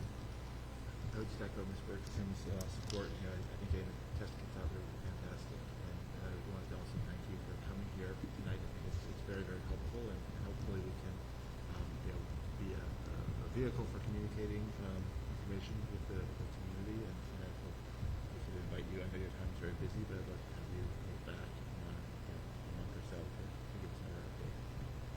Absolutely. Thank you very much, Ms. All right, Markham. thanks We so really much. appreciate it. Thank you. Thank you. So next, we will be moving on to the middle school update, and Principal Lynn is here to talk with us about some recent developments with the Washington, D.C. field trip. And also, he will be speaking to us about what we call dress code and personal appearance policy. So just by way of introduction, good evening. How are you? The two updates tonight. The first one, the Washington, D.C. update, as you know, the committee gave approval to looking to go to Washington, D.C. earlier in the fall. There was a lot of discussion around whether it's doable.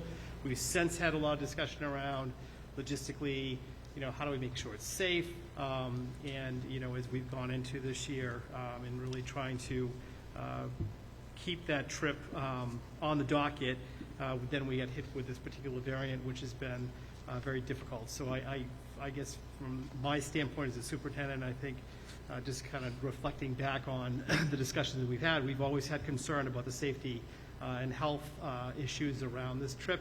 And I think the board is, the committee has done a great job really pushing on questions of what else can we do, to the point of purchasing additional rooms in case we ran into a situation. So it's not lost on anyone here that the health and safety of our kids has been most important. But like everything else, from supply chain issues to not being able to hire school psychologists, there's also this whole other market that controls these trips in terms of what we can do and what the companies are able to do. So I just really, what Mr. Lynn's here to do tonight is to provide you just with the update of where that trip is at. There's no school committee action needed. You don't need to not approve it or unapprove it. It's really just, this is the, you know, kind of the reality where we are. And on the second item, the middle school dress code revision, that is a first reading. So I just want to be clear that you're not being asked to take action on this evening. But Mr. Lynn will speak to that as well. And the policy subcommittee did hear from Mr. Lynn in quite a bit of detail about the proposal. So I just wanted to, just by way of introduction for those two topics. So Mr. Lynn, thank you.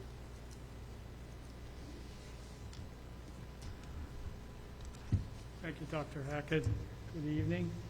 So I think thank you, Dr. Hackett, for that visit down the memory lane about how this whole process came about. And I think one thing that we have always talked about is that there's always the potential of us saying that we just cannot go this year. And unfortunately, we're got to a point where we just cannot go, not for March. I think Mr. Nixon brought up the Day of the Nurses, just thinking about the last couple of weeks, especially the first week coming back from vacation, when we're out down close to 25 staff members per week, and also all the work that they have to do just to be able to keep up with the COVID pieces, forget about all the other nicks and bruises and sniffles. It's just been a lot of work for our nurses. And again, to reiterate that in order for us to do this, we have to be 100% that we can do this in a safe manner. And at this point, I just don't feel like we can run a trip that's safe for all students and all adults as well. So we decided not to run the trip in March, again, just because of where we are right now. So we also have talked a little bit about potentially running the trip in June. And the idea is that gives us a little bit more time, and potentially because the weather is a little bit nicer, that'll give the students more opportunity to be outside. And then we look at the agenda, and what we realize is, yes, there is that potential, but the reality is this trip requires the students to spend majority of the time in an enclosed space, which is the buses. So even if we are at a place where we're quote unquote back to normal, okay, there's still a possibility that we may not be. And so just thinking that far ahead, is this something that we want to gamble on? But we did want to try because, like I said, when we begin, we do want to make a best effort to make this trip a go. So what the company came back to us is, yes, we can make it work, but there's going to be some logistical pieces that you have to work through. For example, we'll have to divide up our entire group into 2 hotels, which are miles apart, which means logistically trying to coordinate the day-to-day operation of that trip becomes very challenging because half of the chaperones is one place and another group is another place. So that's a big challenge. But again, it's just thinking about what may happen in June, right? I think when we start talking about this, we're all very hopeful that by this time this whole pandemic will be over, and that is not the case. Again, all indications seems to tell us that by June things will be calming down, but we also don't know. And so I'm thinking about what happens if we're now dealing with an Upsilon variant, right? How disappointing would that be if now in May I'm telling the 8th grade families, guess what, we tried and we can't go, and we don't really have a backup plan for your students.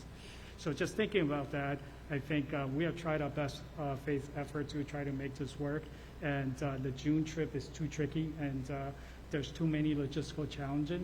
And I think if I'm looking at an 8th grade student, I'll tell them that we need to pivot, and right now we need to spend our time focusing on creating day trips that we know, I'm confident that we can pull off and make a positive experience for the students, and let's focus on creating that positive experience. And potentially that could be, certainly it's not DC, but potentially that could be almost as fun as going to DC, and potentially we could be more inclusive because there might be some students that doesn't want to go on overnight trip and would want to go to, let's say, the Boston Harbor cruise, might want to go to, I don't know, the North Shore for a beach outing. So, I would right now tell the 8th grade class that this is what we're focusing on, and let's focus on making sure that that experience is a good one. Again, our focus hasn't changed, our goal hasn't changed. This is a group of 8th graders that's been through a lot, and we're committed to making sure that the end of the school year is a positive one for them. But the DC trip is just too big of a gamble. Are you looking at June for the day trips for students? Yeah, so right now the last day of school is typically a half day, and typically that's when the moving on ceremony happens. And we're committed to making sure the moving on ceremony will go. And I think we can do that, even though we might be exactly at the same place as we are in terms of pandemic at that time. And typically that evening will be a dance or some sort of party. And I'm very sure that we can do something that's outdoors that allows the kids to be together and do something fun together as a group. And so I'm thinking the day before and day before, we organize 2 trips. It might be Canopy Lake, it might be, like I said, a harbor cruise, it might be something. So, I think all options are there. And I've communicated with our PFA, and certainly those folks are very willing to work with us. Mr. Brady? I really appreciate, all the efforts that you've made throughout the year, and, just to fully explore whether this could happen, and I totally understand where you're at, and I really appreciate the creativity of the day trips for June. I would just certainly encourage you and support you in thinking the day trips in June could certainly be as far afield as you and your team felt reasonable. So I wouldn't want you to feel like they had to be in the greater Boston area. If there was a great day trip you could do to, say, Vermont or New Hampshire, I wouldn't discourage you from that, because again, we gave you authorization, to go all the way to DC. So if you're thinking about something that might be more local but could still be done in a day, I always think about, is there something that we can do for students that they wouldn't otherwise do? So just would encourage you to think about that, and just support you if that's where you're interested, or the team is interested. Thank you. I think I appreciate that. James, could you, this is a public meeting. You can see the house is packed. So clearly this will get out, parents I'm sure will be disappointed, students will be disappointed. Can you maybe just take a moment to reiterate? I have to expect one of the first reactions may be, but either my child's vaccinated or my family's fully vaccinated. We just saw Ms. Markham's presentation, our vaccination rates are so high, which I'm very thankful for. You touched on this a moment ago. Can you just sort of make the finer point that this decision isn't because we don't have enough vaccinated students, that, right? This is about sort of, it's the planning, it's the logistics, it's the support. I'm thinking about, you know, kids with allergies, special meal needs, you've got chaperones. There's just so much work that goes in to pull this off, and the people that would normally be doing that work are sort of preoccupied right now with a lot of what we just heard from Ms. Markham, and fill in any other blanks. I mean, I just want to be really clear that it's not like these kids are being punished because we didn't get 100% vaccination rate. It's about something completely different, right? Correct. Thinking back to the year that I went on this trip, I've always remembered the second to last day, we have a child that appendix burst. And so there we go. That's a 3 staff member that needs to make sure that this particular child is taken care of. And also the day before that child had this medical emergency, we have a child who suddenly have a close family member passed away very suddenly. And so that's 2 staff members that has to make sure that this child is taken care of. Another staff member connecting with the family to make sure that we're able to get the child home safely. So those are the typical things that will happen on any trip, pandemic or no pandemic. And so with that sort of thing that's happening, now let's think about the burden of managing COVID. So if we have an outbreak, potentially, we might not even make it past Philadelphia before we say, hey, guess what? We have to take this bus entirely back. And so I think a lot of times when we think about this trip, and the students are thinking about this trip, we're thinking about a romanticized vision of what the trip is going to be like. But we also need to think about what potentially could happen. And what potentially could happen is exactly what I said, which is, one child who's asymptomatic, right, somehow passes, sometimes the symptoms starts developing on the trip down there, on the bus ride over there, and all of a sudden we're quarantining, the entire bus. And, for parents as well who might feel disappointed, I ask people to think about the potential that you get that phone call when you go, oh, good, I got a weekend now that my kid is on the trip there, and now you have to change a plan and drive down to Philadelphia to pick up your kid. So those are all things that could potentially happen. And so we have to think about that. Again, I go back into, should we take that risk and potentially pull the plug last minute and not really have anything back up for this group of kids? Or should we just really, pivot and yes, pull that Band-Aid off, and yes, we will need to do some work to make sure the parents and the students get to the place where we are, and really now focus on delivering something that is solid and that is deserving for this group of kids.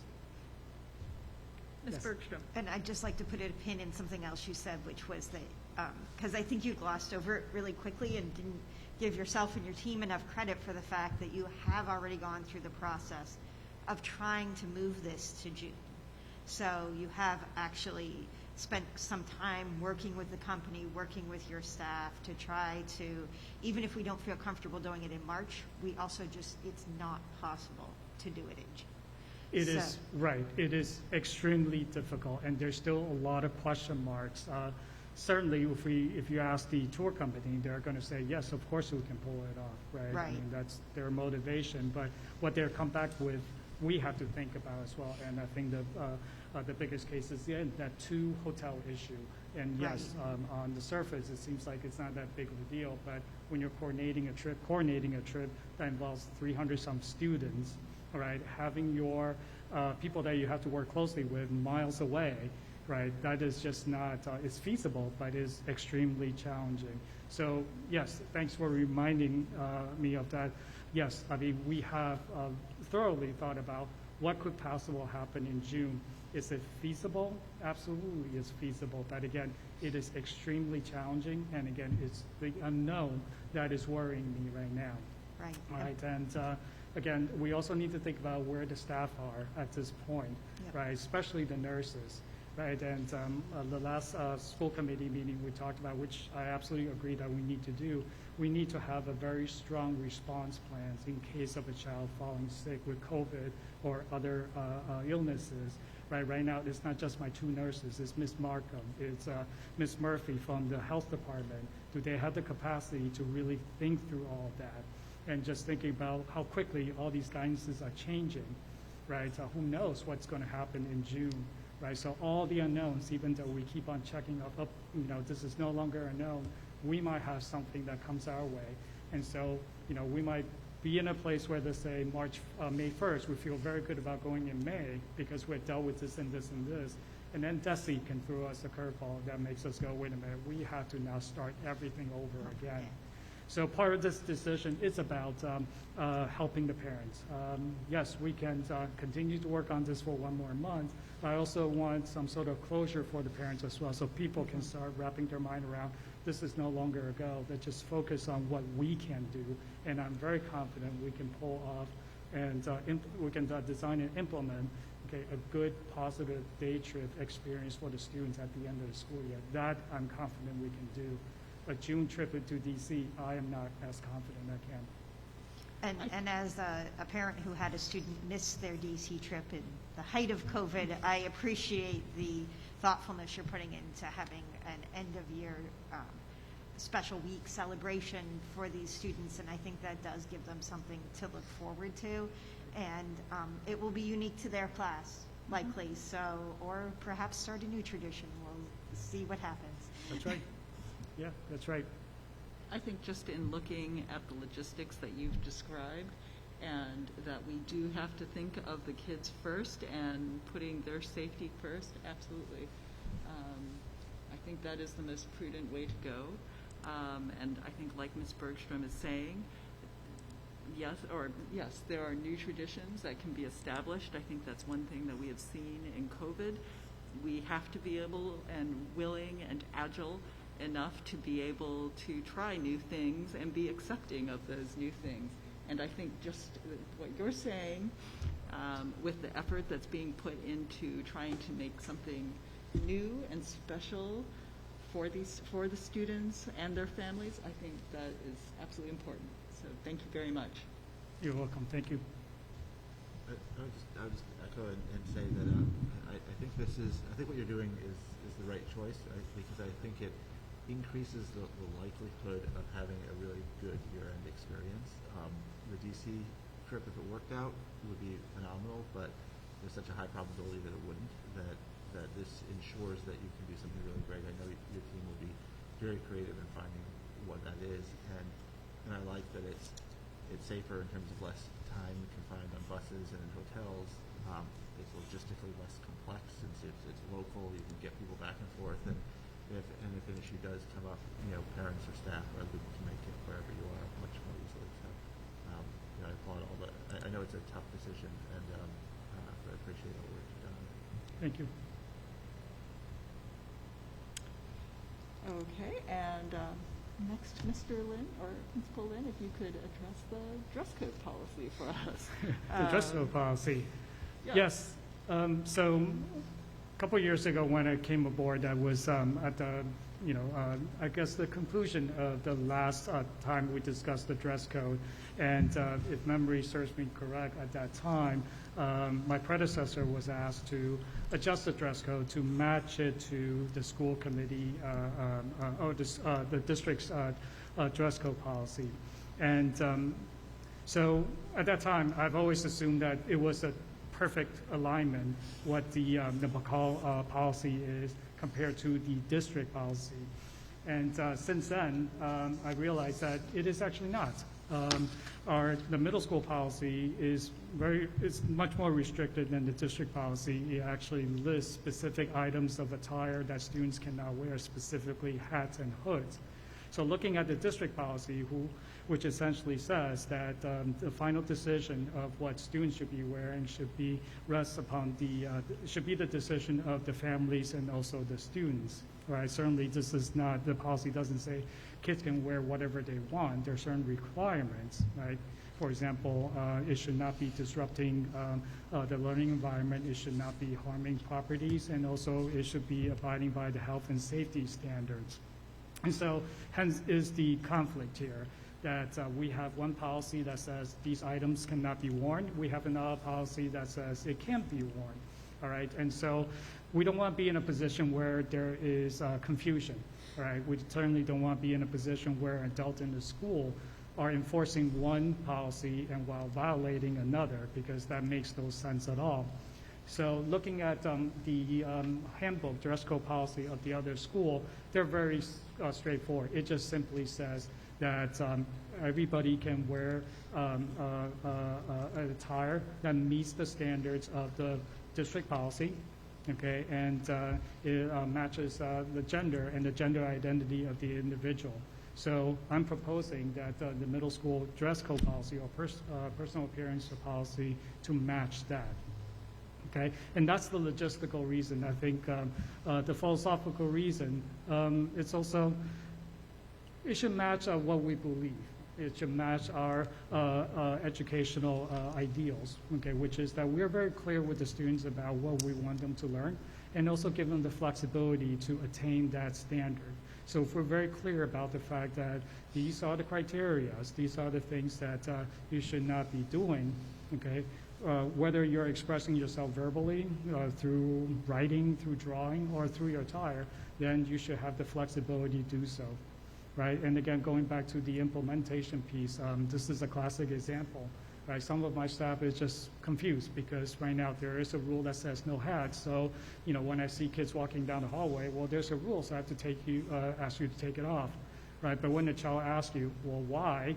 Well, there's really not a good reason, and to me, just saying that, well, it's a rule, that is not a good reason. There should be a very good rationale for why I'm asking a child to do anything, and just like there should be a very good rationale for me to ask an adult to do something, right? So if I cannot justify that, then why am I asking anybody, okay, to do that? And so, again, this is the reason why I feel like we need to change the rules so that we can be fair to everybody. Ms. Bolognese, I believe you've been an advocate of this for a long time. Yes, I believe I was sitting on the school council the year before you came in when we discussed the personal appearance policy, and yes, I'm glad to see that this change is finally coming to pass. Mr. Brady. I would also, as someone who has enforced dress code policies for many years, I appreciate the updates, and I think they're definitely in line with what I've seen across the state and across the country as far as where dress codes are moving. So thank you for your work on this. My one question is just, we reference staff members, and this is the student and family handbook, so I'm not sure about that. I certainly agree that staff members should be permitted to dress in a manner that is consistent with their gender identity, but I just wonder if that belongs in a separate handbook, and I would wonder about having that in the student and parent handbook, just because there's so many other things applicable to staff that we don't put in the student and parent handbook because it's the staff, and so I'm just curious about that. I really haven't thought about that. I think the goal for using that language exactly is to align our policy with the other school's policy. And so I certainly agree with what you're saying. So I think this will be something that all principals probably should discuss, and maybe we should all make that change and put the staff piece in a separate document and leave the student piece where it is. So that might be something I can discuss with the other principal when it comes to their handbooks. So yeah, it makes sense to me. I would ask you also include Lori Kirby in that conversation, just if there's any language we're sending about how staff should be sort of comporting themselves. One sort of bit of history note, and so Ms. Bolognese may remember this, but we last actually changed this policy, lengthy debate actually, multiple meetings. I think we even heard from some students back in the spring of 18. The former dress code, I guess I'll call it, essentially body shamed girls and those who identified as female. I mean, it had language in there. It said no bra strap shall be shown, and we heard anecdotes about girls who were hauled down to the office and just made to feel terrible about what they were wearing to school that day. So it was a real genuine and thoughtful effort to make things better, which I still think we substantially did. I think really what's happened here is maybe there was some unintended consequences, sort of a remainder in some new language that wasn't quite in alignment. I just want to commend Mr. Lin, who I think in a very thoughtful way presented this to the McCall School Council earlier today, and got some good feedback. He gave some very helpful anecdotes. And I'm in support of it, but I also agree with Mr. Brady's observation that, I'm not sure the handbook is the place to talk about staff, but there's certainly time to kind of figure that out between, now and the next meeting. Every time we vote a handbook, we're making policy, even though we have a whole part of our website that actually says policy. This is still policy, and we certainly need to be in coordination with one another. So I appreciate what you're doing. Okay, yes, I certainly will be talking to my principal colleagues and also Ms. Kirby as well with that language change. And for the record, I've always been very impressed with how Ms. Kirby dresses. So I have absolutely no problem with her abiding by our dress code. Duly noted. Your time is up. Any more questions for Mr. Lynn? Actually, I do want to make sure that we add one more piece. I think this is something that came up at the school council as well. I think with any changes, I think it's hard for staff, especially something that are emotional, and also something that's been closely tied with how they have been doing. And so it has been brought up that some of my colleagues will have some confusion about how to implement this particular policy. And certainly some other people, there's no changes, but for other people, it's in their mind, whether emotionally or intellectually, feels like this is a massive change. Right, and so what I'm proposing is that we implement this policy for next school year, and that will give me plenty of time to work with my staff to help them think through, okay, exactly where are the changes, okay, is there any change at all, and also their own practices as well, right? I think we all know that teachers sometimes, do things because this is something that has worked for them for multiple years, and for very good reason. It has worked. Right, and so for some of my colleagues, they might feel like this is a big, huge change. So I think for some of them, they will need some time for us to work through, okay, so you used to do it this way, and this is a time where you say, take off the hood. So how do you say it? How do you frame it in a way that the kid doesn't feel shamed? The kid doesn't feel they're being discriminated against. All right, so my proposal is for this policy to be implemented for next school year. Can I add to that sort of anecdote, though? It runs both ways. So for kids who like to wear a hooded sweatshirt to school and every day would just sort of leave it hanging behind their neck, that kid who shows up one day with it pulled over their head, pulled tight, thinking about the ruler program and some of the body language that kids can send, that's an opportunity for a teacher to say something's wrong with John or Jill or what have you, and there's an opportunity, right, to make a connection that this could sort of put forward. So I just wanted to share that. And then, so when we would basically expect once we vote this language, whatever we vote, would sort of show up in a draft with the handbook, maybe in May, that would apply to next school year. Right.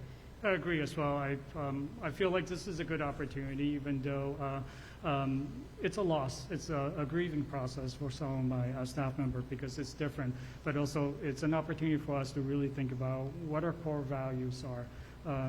Mr. Levine and I have talked about this. This is a great opportunity for us to really think about the charter, right? How does the charter fit into people's attire? How do we get kids to think about, just putting the hood on your head? How does that impact other people and also impacting yourself? So I think, this is a discussion that, can be challenging, but I think it's a necessary discussion for the faculty to have, to really think about, again, what is our goal? Why are we doing something? Okay, we shouldn't just enforce a rule and make a rule just because, well, I said so. I just want to thank you, as I know this has come up as policy recommendations also from the policy subcommittee the past couple of years, and some of that got lost in COVID. So I appreciate you coming back around to this and really being thoughtful about it, not just about changing the wording in the handbook, but being thoughtful about the process of changing that in practice. Because we do put a lot of weight on our policy, but what happens in practice from that policy, I believe, is just as important. So I really appreciate the thoughtfulness of you putting both of those pieces together. And as to Mr. Nixon and Mr. Brady's concerns about having staff called out in this particular policy, I believe the policy we established on gender identity might also ensure those protections for staff. So I actually appreciated seeing it in there from the sense that it was to the point of policy and practice, letting the staff know that they were also sort of in a way protected by this policy, but I think that might also be in the gender identity policy. So you can look to there too. Okay. Okay, thank you. Thank you. Thank you very much, Ms. Okay, so next, we will have a first reading of the updated bullying prevention and response plan. So this plan was last updated in 2017, and the recommendation is to review it every 4 years. So as such, the policy subcommittee took this up in November, December, and has been gradually updating the plan. So we have reached out to our council, who's provided their input in the section on response plan, particularly around skill building. And we've been benchmarking other districts' plans and seeking community input. At our last policy subcommittee meeting, we met with the WinPAC, one of the WinPAC co-chairs, Stacy Irizarry, and also with a McCall co-chair, PA co-chair, Carrie Sue Barney, to get their feedback on the draft of this plan. And some of the feedback that we've heard from WinPAC was that the plan should be more specific about students on individualized education plans, or students with autism, or with some non-communication. So we also heard that a summary of the plan or a flow chart to provide a high-level overview would be helpful for parents and guardians and staff. So we've tried to incorporate this feedback into this draft that we're bringing you this evening. But I do want to just remind you, this is a draft. This is your chance to provide your feedback on a work in progress, and we will come back on February 8th with a final draft. Thank you. Thank you, Madam Chair. Just to add to that, this is a dense document, and I would make the recommendation that tonight not be the night that you feel that you need to go through this and provide feedback in the moment. We do have time. You won't see this again until the February 8th meeting, actually. So there really is plenty of time for you to spend on this, get me questions or questions to the policy subcommittee members. In some of this would kick back to some of our administrators who are here this evening too, who also did a great job going through and really looking through this document and talking about what we do from a curriculum standpoint as well. So I just don't want you to feel like this is it. This is almost more of us distributing this draft to you this evening than it really is for any kind of major discussion. I was also going to just thank the leadership team for taking the time to go through this also and having thoughtful discussions about the content in this and how to make sure that it was supportive of students and families, and that it was really a thoughtful and meaningful update to this document.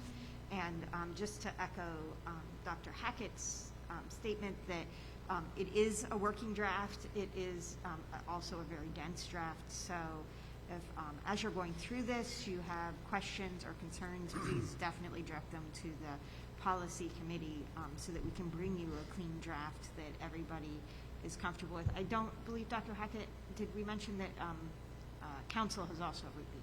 Yes, I mentioned that. Okay. I wasn't sure if I heard that or not, so I just wanted to Council reiterate. council had reviewed the document already and had provided some input on the response plan section. Thank you. So specifically around skill building. I would also just mention too that this is from the state's model policy, Correct. if you recall from a few years ago. So some of this language that's in here isn't necessarily by choice. It really does follow because we need to follow as closely as possible the actual model plan. I would also just share with you that the administrative group, we've had one, if not a couple, we have had definitely one formal training already this year on bullying and bullying intervention and bullying response from an administrative standpoint. And it's really, we spend a lot of time and take it very seriously. So it is the guideline in how we think about it and how we try to approach it. We do follow it, so it's not just a policy. This is actually a working document for administrators, more so or as much as any other document I think that we probably use. Procedural observation. We really can't send questions or comments to the subcommittee because that would then be a quorum of the school committee. Is there an Well, you can administrator? send it to the chair, What's that? chair of the subcommittee. Oh, I'm sorry. I thought you said the subcommittee. So Yeah. you're asking us to send questions or comments to the chair? Yeah. Okay. Alternatively, you Or can send to, them. Or to or Dr. through Dr. Hackett. Hackett. Yes, Mr. Brady. Not to be answered or to be discussed, but to come to us administratively and then back to a duly called meeting in the policy subcommittee. Just a general comment, as I found myself in a OCR and bullying training at 2:30 this afternoon. I have not reviewed this as carefully as I planned to, but the thought that struck me today, which was a new thought for me, might be an old thought for many others, was there are instances where you might do a bullying investigation and an OCR investigation, so just to have that in mind, and that was, again, a newer thought for me, so I'm not sure if it gets touched upon at all in here, but that might be worth considering in some respect. It's a great point, and one that I bring from a former life. I'm not sure who your special education council is, or 504, but that was one of the recommendations that we had talked about, is actually having a checkbox literally on the investigation form to say, is this potentially a civil rights violation in addition to bullying? Because to your point, it can be both. So, and there are two separate processes for that if it is in fact the case. So it's a great, outstanding point. And I believe that's also why we added in the document of Mr. Brady, and I'm not sure where it is off the top of my head right now, but it'll be in red, that there should be consultation with the superintendent if legal action may be required as well. Great. To more broadly cover any issue, not just an OCR violation, but there could be other violations as well. It's on page 9. Thank you. I was going to say page 8, but I was going to say one of the kidding. I appendices. was not going to say anything. I had no idea. Any further comments? Otherwise, we look forward to your feedback. And just to clarify, you're looking then for us to do what with this on February 8th? Just talk about it in more detail on these? So we would hope that February 8th would be, that we would be able to get a approval of it. If that is the other option we have, if there's a need for fuller discussion at the school committee level, we do have, we could call for a special meeting in between. We do have a timeline, and we do need to meet on updating this plan. This was actually, should have been done, I think, a year ago. 2021. Obviously, like many other school systems, things got lost to the pandemic and along the way. So we are overdue on getting this approved and submitting it to the state. So, Dr. Hackett, if school committee members did want to have a longer discussion about this, could they attend the policy subcommittee meeting if we posted that meeting differently? they can attend and actually be a part of as a participant, because then you have a quorum of the school committee. Where I was going with this is it's a long document. Yes. And so I see some things in here that feel a little draft-like to me. So I don't know that it's 100% done. And not knowing what comments you might get, if you were expecting action on the 8th, I would just ask that there be some hard stop for this document in particular. Yes. Like, for instance, the school, I would like to have it, by the end of the day on Wednesday, February 2nd, because it's a long document, then time to Yep. review and ask questions and what have you, so I'm not scrambling to do that like the day before the school committee. Again, just because of the length of it, that's all. Yeah, no, understood. But I can't anticipate how much it's going to change either. I feel like we're really in a cleanup Yeah. point right now. You're right, it's still drafty, but I don't think there's a lot more work to do to button it up. I think it does have what we need to have in there. And just the red text is New. New, okay, Yeah. thank you. I don't think there's substantive change to the content, Mr. Nixon, unless there is a red flag that is noted by any of the committee members. Given that the leadership team has looked at it, Dr. Hackett has looked at it, council has looked at it, we've gotten feedback from key stakeholders in the community.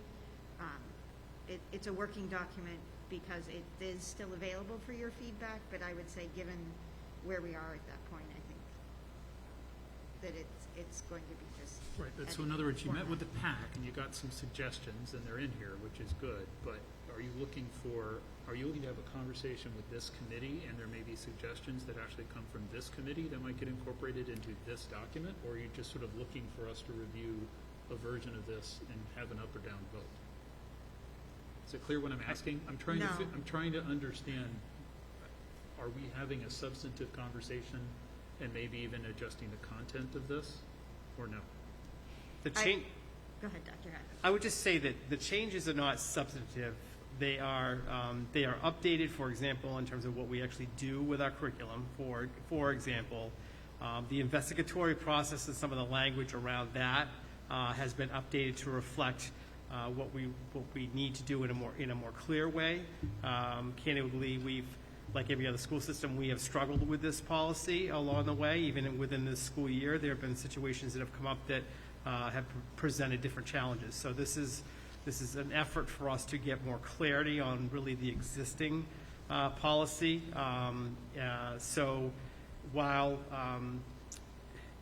So to answer your question, we would like to have approval at your meeting on February 8th. I think if there's a need for a fuller discussion on it, then probably ought maybe we could talk offline, and maybe we do need to schedule a meeting of the school committee, but ideally, we're really looking for an up-down vote, yes or no, so it's kind of more about clarity of what's in the document, I think, than it would be any kind of additional major changes. So would it Or help I then would just just for you to pause set a it. deadline that says, like, if you're going to ask for questions or comments from the school committee by a certain date, and maybe that's like the end of this week? I think that's a great suggestion. And why don't I say this? If by the end of this week, I will resend the document out to you individually in a format that is complete from our standpoint, that it's been cleaned up administratively so that you can have that to work from, so you're all working from what we think is complete. That sounds good. I like this new format where I'm standing up here and just kind of. Okay. With that, I will move us on to student activity accounts. So policy subcommittee has been busy. We also took up student activity accounts. And last week, you may remember that you had a memo in your packet from Mr. Rowe to Dr. Hackett regarding several graduating class accounts that still contained a balance of funds. And it was noted that Winchester does not have a policy about the dispersal of these funds if they are not used. In particular, the class of 2020, due to school closure from the pandemic, had a large balance of over $35,000. And there are also balances that are being carried for classes that are dating back through 2016. So we've examined MASC policy JJF, because we do not have this policy yet. And we have also looked at MASBO guidelines on student activities accounts. And MASBO recommends that school committees should approve a policy on the disposal of these monies, as well as some of the process, like paying off debts or informing class members. And JJF, policy JJF from the Massachusetts Association of School Committees, was much more specific about the steps that have to be taken and school committees' role with regard to these student activities accounts. So the policy subcommittee and Mr. Rowe recommend an approval of distribution of these funds for the class of 2020 and for every class going forward.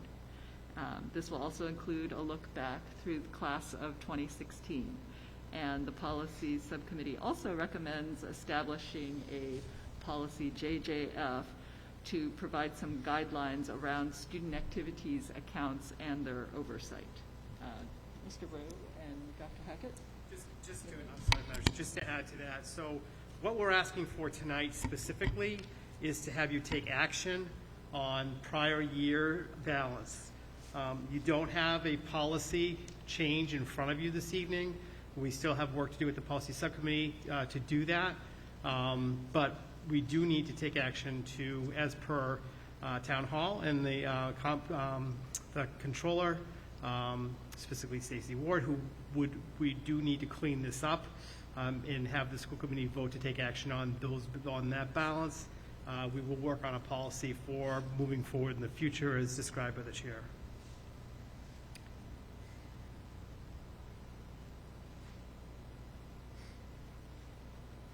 It's So not on you're the looking agenda for as an more action on the item, agenda. So I'm struggling with how to proceed.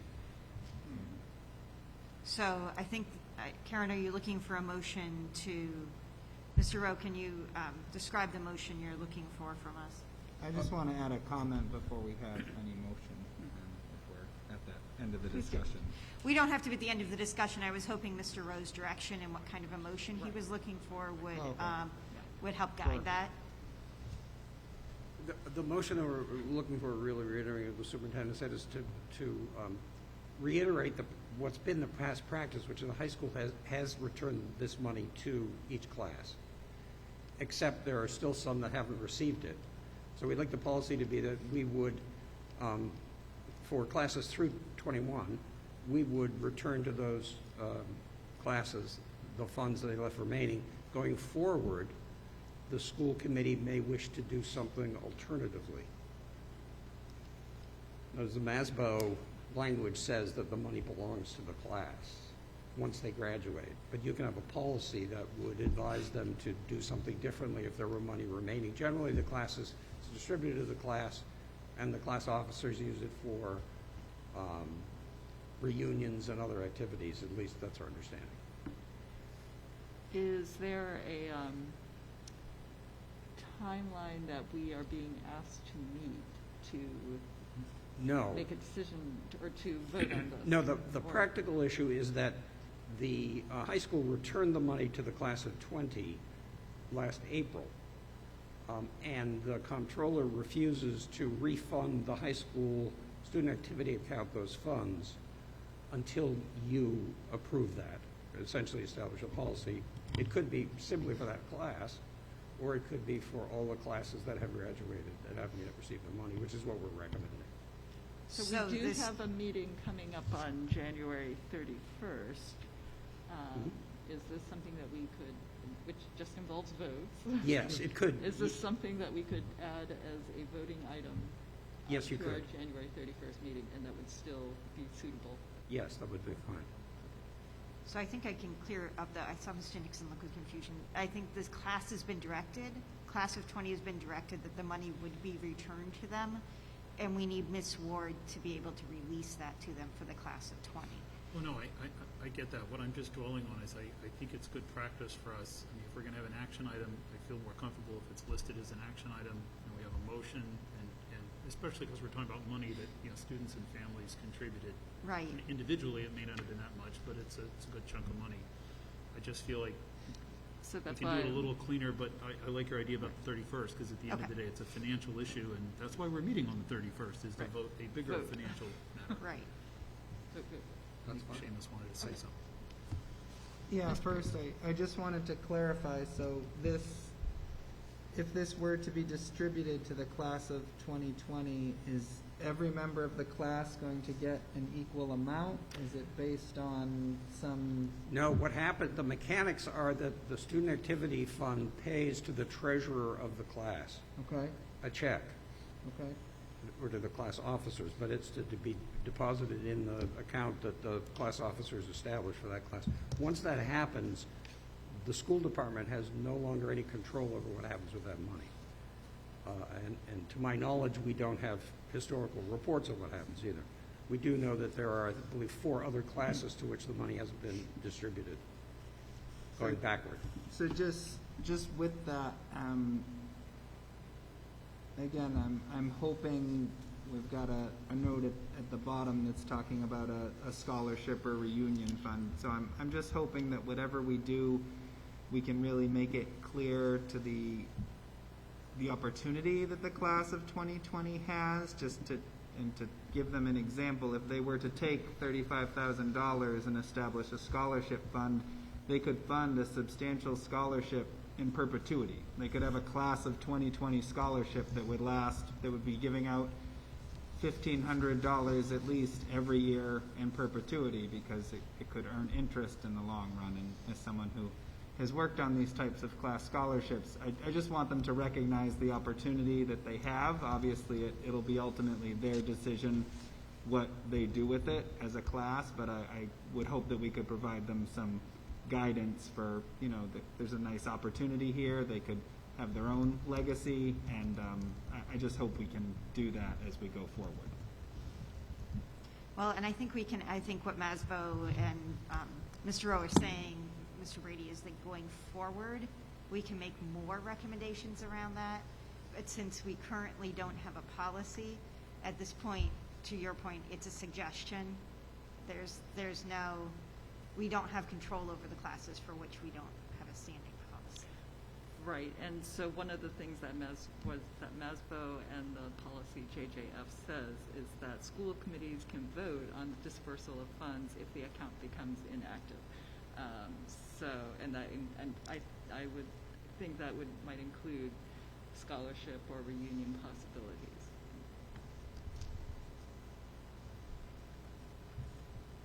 If I could just add to the discussion, I have an 18-year-old son, and if he received a check as a former treasurer of a class for $35,000, I would have a heart attack. So I do think, while I appreciate MASBO and the accounting procedures is established by the general accounting practices or whatever, the GSO, whatever it is, we are talking about kids, and we're talking about a lot of money. We're talking about things that, not to make any assumptions, kids may very well understand what the tax implications are, that they need to set up a separate account, that they need to do some special things around this money and really think through what. So having said all that, we will work. I know we will work, or the high school administration, and we're happy to also help because this is a big chunk of money. And it's not just this class. It's not just this class. So the pandemic obviously has put put a stop to a lot of activities that this would have funded. So we will spend a little extra time talking to the class officers about the things that you're both suggesting, but just also what are the implications for these students and in their families ultimately that have to figure this out.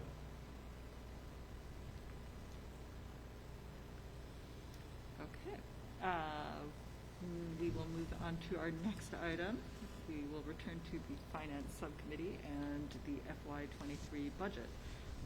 So we've just reserved some time at this point to discuss feedback and comments, any comments that we might have heard during the public hearing or any further questions that you might have had.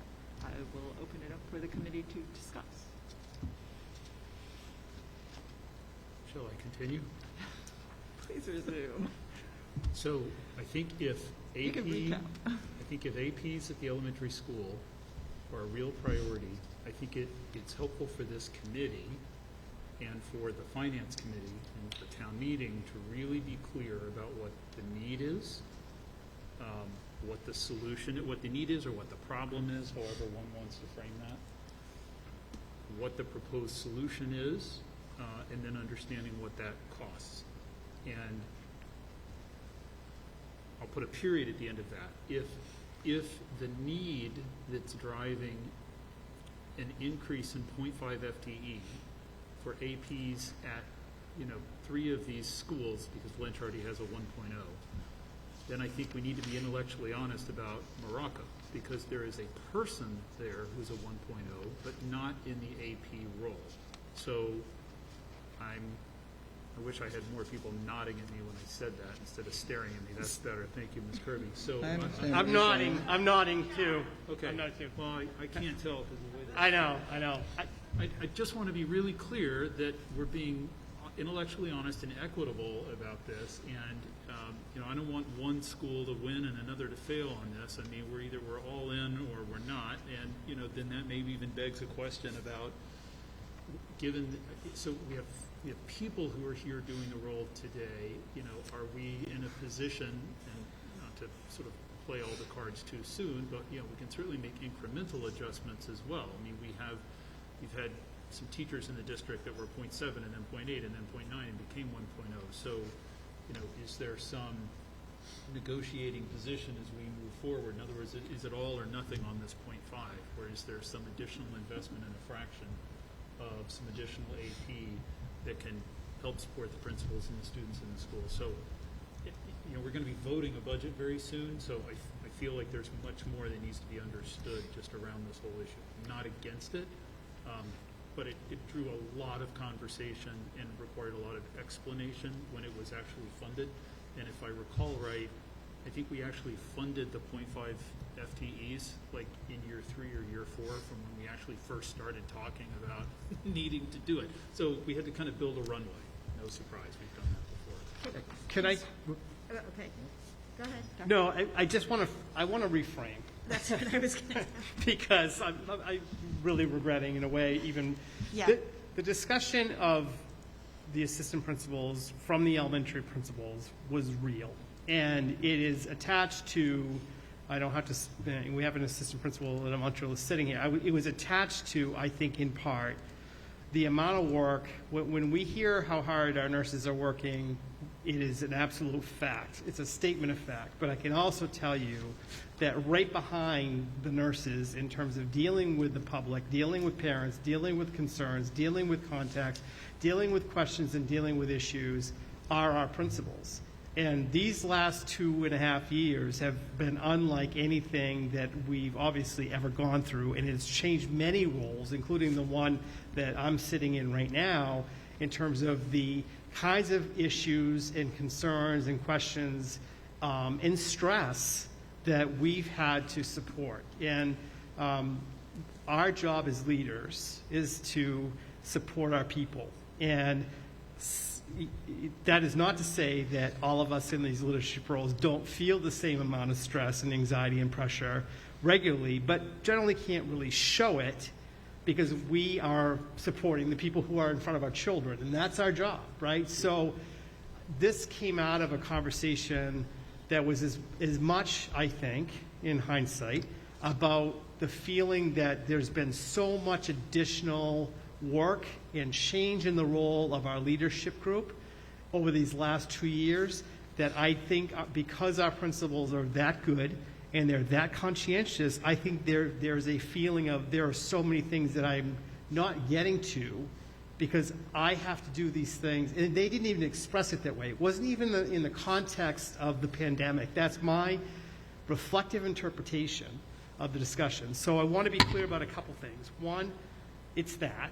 2, it's real, but 3, it's a level 2 priority. And when I think about the priorities, and I should have, and this is my fault for not framing this in the front, when I think about the levels, I almost match those to years. So in my view, in where we are in this budget, there's not a scenario where we would be advocating for assistant principals full-time in elementary schools for next year. It's a runway discussion. Maybe it's not even the right time to have the runway discussion because of all the complexities of what I just described, right? The idea of this is that we would have full-time administrators in these roles, whether it's a shared responsibility for special education or some other administrative role, but not scheduled to provide services to students, because that's when we have situations where we have an unavailable assistant principal or we're pulling them out of working with kids because we need them to deal with an emergency situation or, in this case, in this last 2 years, coverage of a classroom. So the idea would be that the position, remove the people, right? Because there are so many other practical issues around this. We have good people in place. I want to make sure the message is clear to the people who we have in place. This is a conceptual discussion about having full-time administrators in those roles. There are so many other logistical pieces of this, including the interaction of this decision with the teacher's contract, for example, because our sped supervisor, combination assistant principals would be in play. So it's expressing, really, I am here expressing, I believe, the conversation and the desire of the elementary principals to say that they believe that the full-time administrator in these roles is needed. Is the time right? I don't know, right? Probably not. But the logistics, how we'd get there, is really, I should have been more clear that we're not clear on this. And I don't know that a lot of work right now on this is the right expenditure of our time. And if the feeling is, and I do believe that because we're just not going to get to 6.34%, that maybe what we want to do is not move this particular priority discussion forward beyond the committee level. So I should have said that in the beginning, and my apologies that I didn't, but that I really do appreciate the questions because you've clarified my thinking on it. I was just going to say that just in looking at the tightness of our budget, with all of the maintenance of effort around out-of-district tuition and professional services, LBLD, all of those required program needs, I think it's, I do see this as one of the level 2 asks. So I guess I would put much more emphasis on, at this point in time, around what we absolutely need. And then, as Dr. Hackett is saying, look at the timeline and logistics of how we can get to the level 2 requests around the assistant principals. And I appreciate everything you said, Dr. Hackett, because I know we did have that discussion more thoroughly in the Finance Subcommittee. And I also wanted to reframe and just say that I don't think we can have a discussion about level 1 or level 2 priorities until we get past the maintenance of effort adjusted budget. And honestly, if we're going to have a conversation here this evening, that is the conversation we need to be having, is we need to be looking at that adjusted budget that Dr. Hackett and Mr. O have given to us, because it contains 2 very key elements of this budget that we are basing a lot of risk and areas of which may not be as predictable, and we may be seeing some exposure on. So I think until we get past the out-of-district tuition discussion and the anticipated staff attrition and elementary enrollment adjustments, I don't think we can yet have a discussion about those other priorities. Those may be things that we can have down the line as maybe these numbers flesh out a little further, but this is where I think we need to be. Mr. Brady? Thank you. I really appreciate Mr. Nixon's point, because I think it is important for us at any point, whether it's this year, the future, to bring clarity to, we have 5 elementary schools. They are all different. They all have unique needs, and I think we just want to be clear why each school might need the staffing that they need, and each school doesn't have the exact same staffing, and the staffing's not necessarily proportional to the number of students at the school, because the staffing's proportional to the number of students' needs at the school. And so I think just making sure that we're really clear when we articulate that, so I just appreciate that Mr. Nixon brought that up. And I would just reiterate what I said earlier. As we think about this budget, I don't mean to be pessimistic, but I certainly continue to have concerns about the next 5 years for the economy, where we're going, what we're looking at. So I just want people to at least hear me when I say keep in mind that some things we may not necessarily have the same opportunities to do 3 or 4 years from now if we're looking at a very not positive economic situation, which is not inevitable. The economy could continue and go at a great pace, but over the last few days, I get a little nervous when I hear the Fed continuing to talk about raising their rates 4 times in 1 year. I get a little nervous, and there are going to be consequences to that. So just, of course, we have to consider all options, but I just would ask folks to keep that in mind as we have this discussion. Mr. Hopcroft? So So I would agree with Ms. Bergstrom that the topic we should discuss is the maintenance of effort, adjusted and otherwise. However, I also wanted to echo Mr. Nixon's points on here. I do think this is a conversation we should come back to with regard to the assistant principals, and I think it would help to, every other category on here we have 0.2 FTE or 1 FTE to articulate that it's 0.5 on each of these, and to articulate what the opportunity is and how this would address that. And I think you've done that, Dr. Hackett, in some of your remarks here, but I think that's an important conversation to have. But I agree that tonight there's a bigger conversation that we should have first.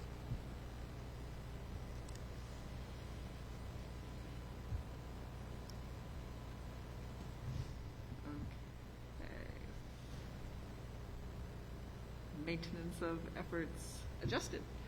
So we, I guess as Dr. Hackett was describing,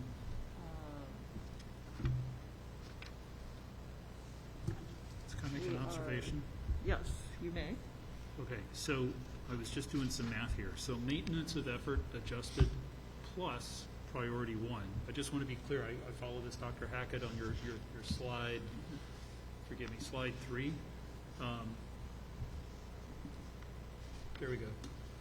So that 6% increase, that's the 159, but that's tacked on to the maintenance of effort not highlighted up above, right? Correct. So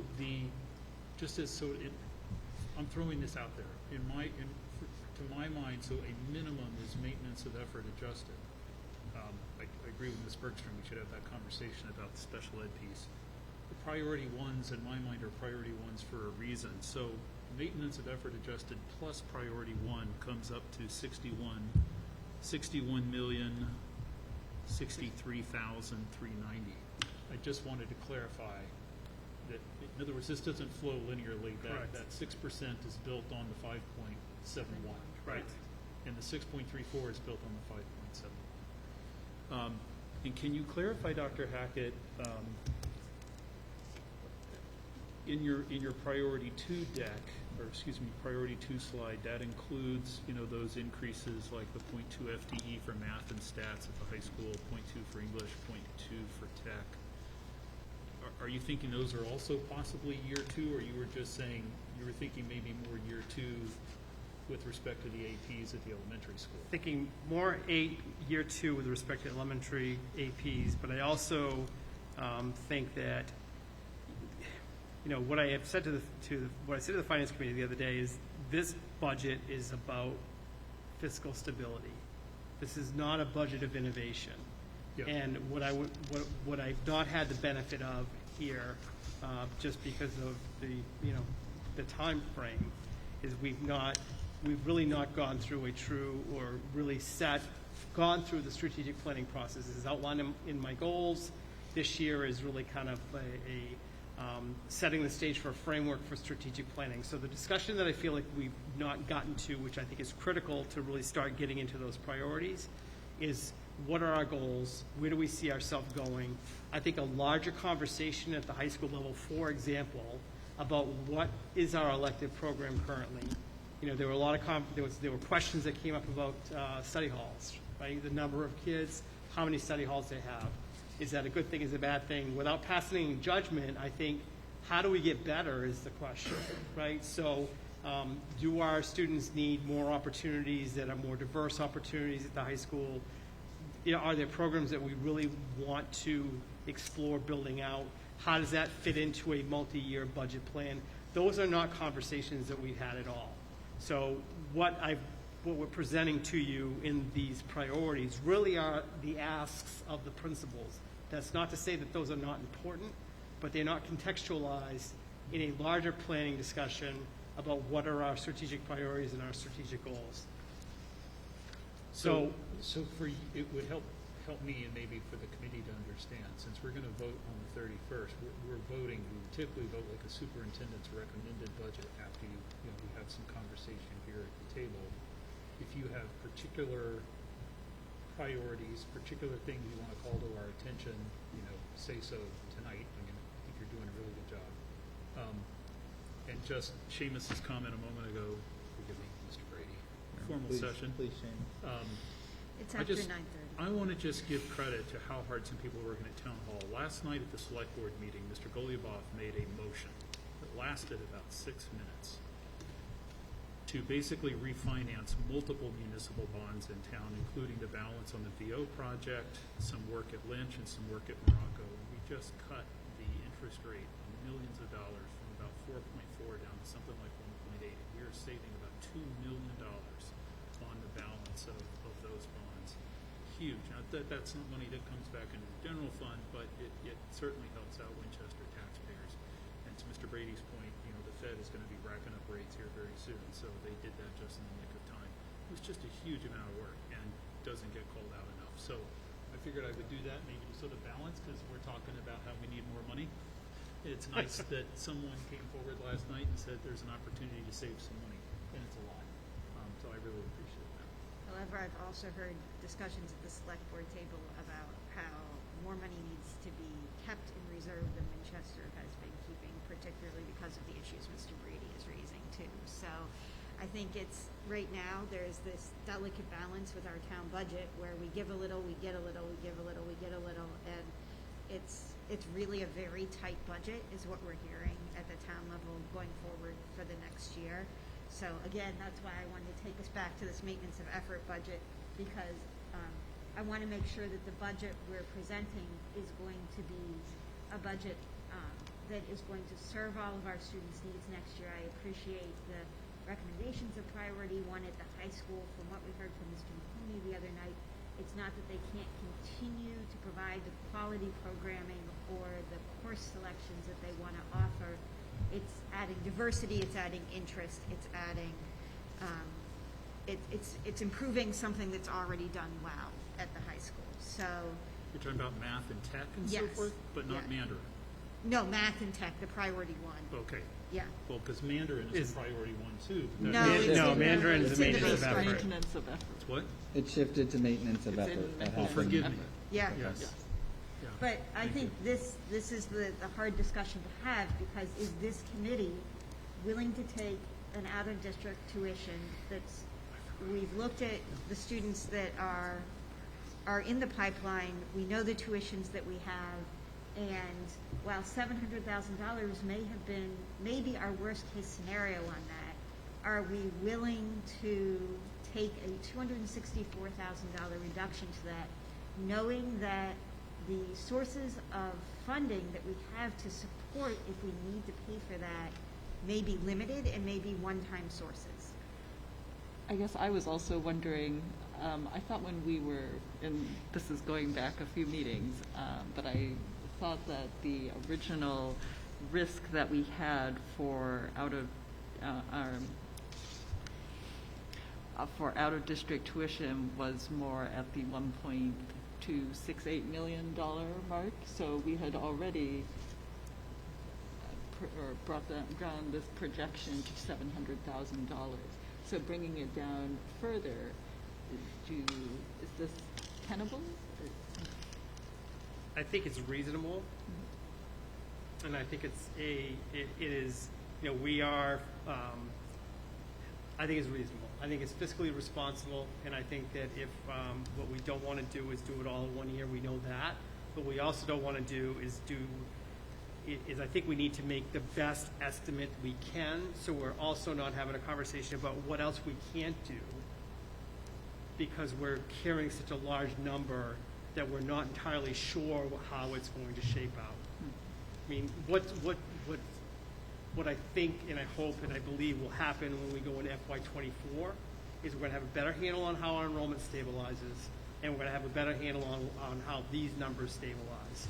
Because the other thing I would just say is that I think if our enrollment does stabilize in the way that Mr. Rowe presented tonight, I also think we have some conversations that we need to have about what is the effect of that on our programming, and how should we be thinking about what we're doing, perhaps differently even, because we may, in fact, once we come out of this, and if the economy does stay stable, we may find ourselves in a place where we can have a conversation about you know what, we don't have to spend this chunk of money anymore on this.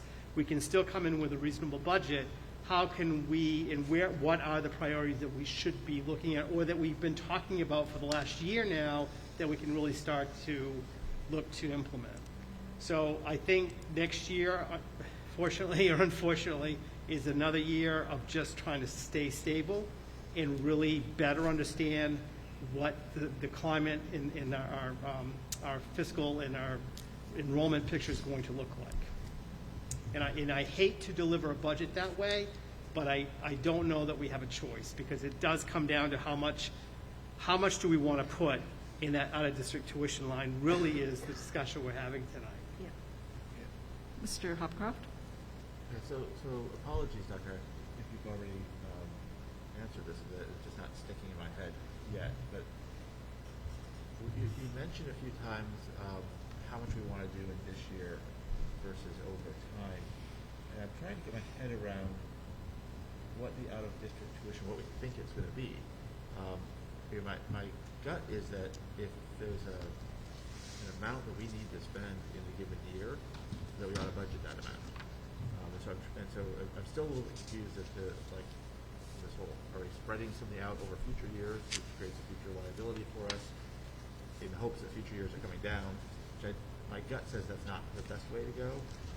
Or are we thinking that we're going to bring some of those kids back in the district, or the number for some reason isn't going to be 700,000?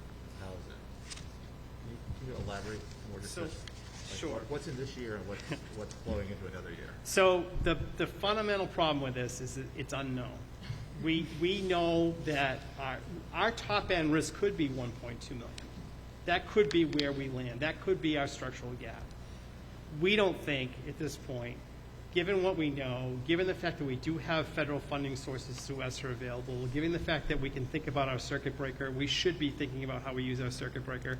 Given the fact that we might even want to think about how we use the stabilization funding, but not for next year, we, I believe, need to think about if that $700,000 were the number. Let's call it $1 million, right? If it were $1 million, and we knew that for certain, I think it's reasonable to take $500,000 of that bite going into next year, and then take another $500,000 of that bite going in FY24, and fill that gap in FY23 of the $500,000 with other funding.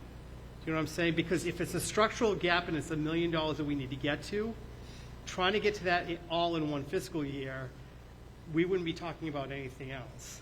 So you're not talking about lowering the amount that we'll spend on this. You're just talking about bringing additional one-time revenue from somewhere else in to fill the gap so we can work our way up. So we Correct. need to get to $1 million. We need to get 700,000. We need to get to whatever that number is. And we're just saying, we're not talking about pushing money out. We're talking about taking federal money or other money, circuit breaker or whatever, to fill to get us up to that level. Correct. That's a much better way to say it. Thank you. And also on that point, next year, I think we will know much better about how many of these out-of-district placements actually happen and how many stay. And we know we have some students who will be also aging out of the program. So I think going to FY24, we'll have a much better handle on what that actual outside number looks like. So I think it is reasonable for us to say we're going to spend $430,000 next year, budget that to anticipate whatever that upper end that we don't know is going to be yet, and then make up the difference in the second year. And even if we had to tap into or ask to tap into the special ed reserve account to get us out one more year, we have that available. But, I was just going to say, so it would be helpful, and maybe you have this, maybe you don't, but if we could have a sense of how much of these other one-time funds, you know, if we tap $500,000 this year, we have $500,000 next year, we talk about $300,000 for special ed fund the year after that. It's a little bit hard to I know we don't know what this number is, and maybe we don't know what that number is too, but that might help. We can provide that.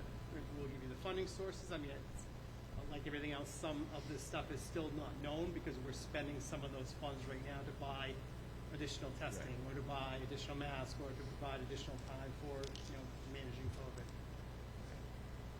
Ms. Bergstrom?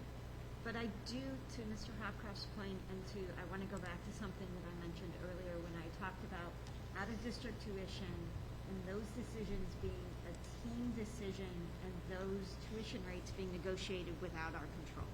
So when we're looking at this $700,000, that is a very real number that we're going to have to figure out how to cover next year if all of those things come to fruition, if all the students that we believe are going to go out of district do go out of district, if the tuition rates we believe are real, that we know that we have to pay, that $264,000 may not be in our base budget, but it may be very real that we have to cover that using one-time funding. So I guess I am struggling with calling it a reduction to our budget, and I'm not sure what language I want to use around it, because it's not really a reduction to what we're going to be responsible necessarily for paying. It's an adjustment to our budget that we may be able to find other sources of funding to cover. In other words, it's like the 435,720 isn't really adjusted cost, it's adjusted funding. Right, correct. Can I ask a question, either Dr. Hackett or Pam Gerard, the simple DESI grid that we've seen for many, many years that lists enrollment, Lincoln Lynch, high school VO at the top. We have Winchester resident and we have Winchester public. I can't remember which is which. Which one of those is out of district? Okay.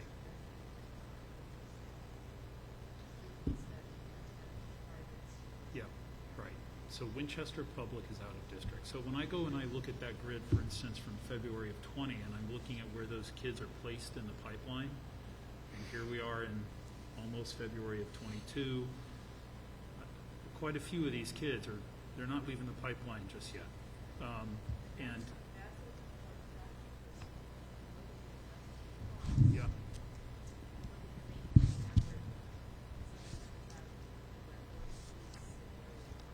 Yep.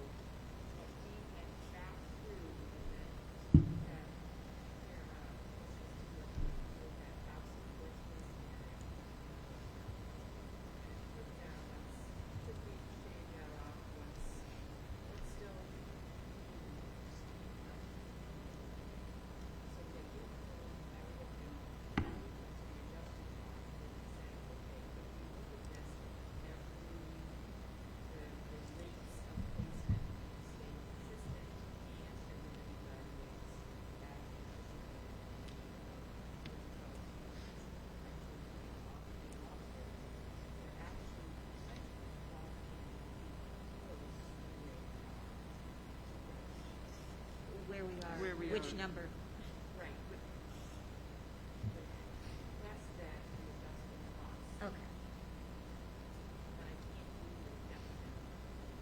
That's part of the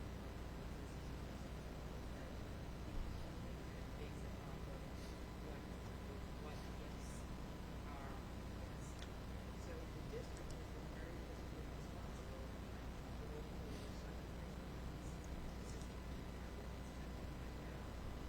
also have not ever had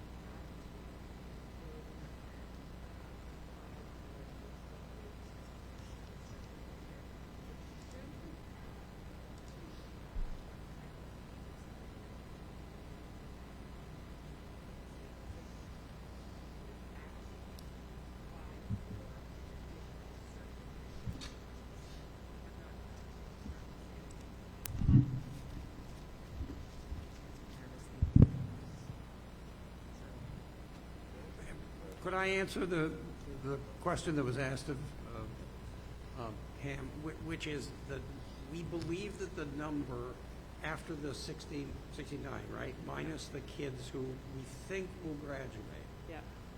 we believe that the total cost of that group of kids is about $4.1 million, which is about what we believe our general fund, IDEA grant, and circuit breaker funding would be for next year, meaning it's before that 700.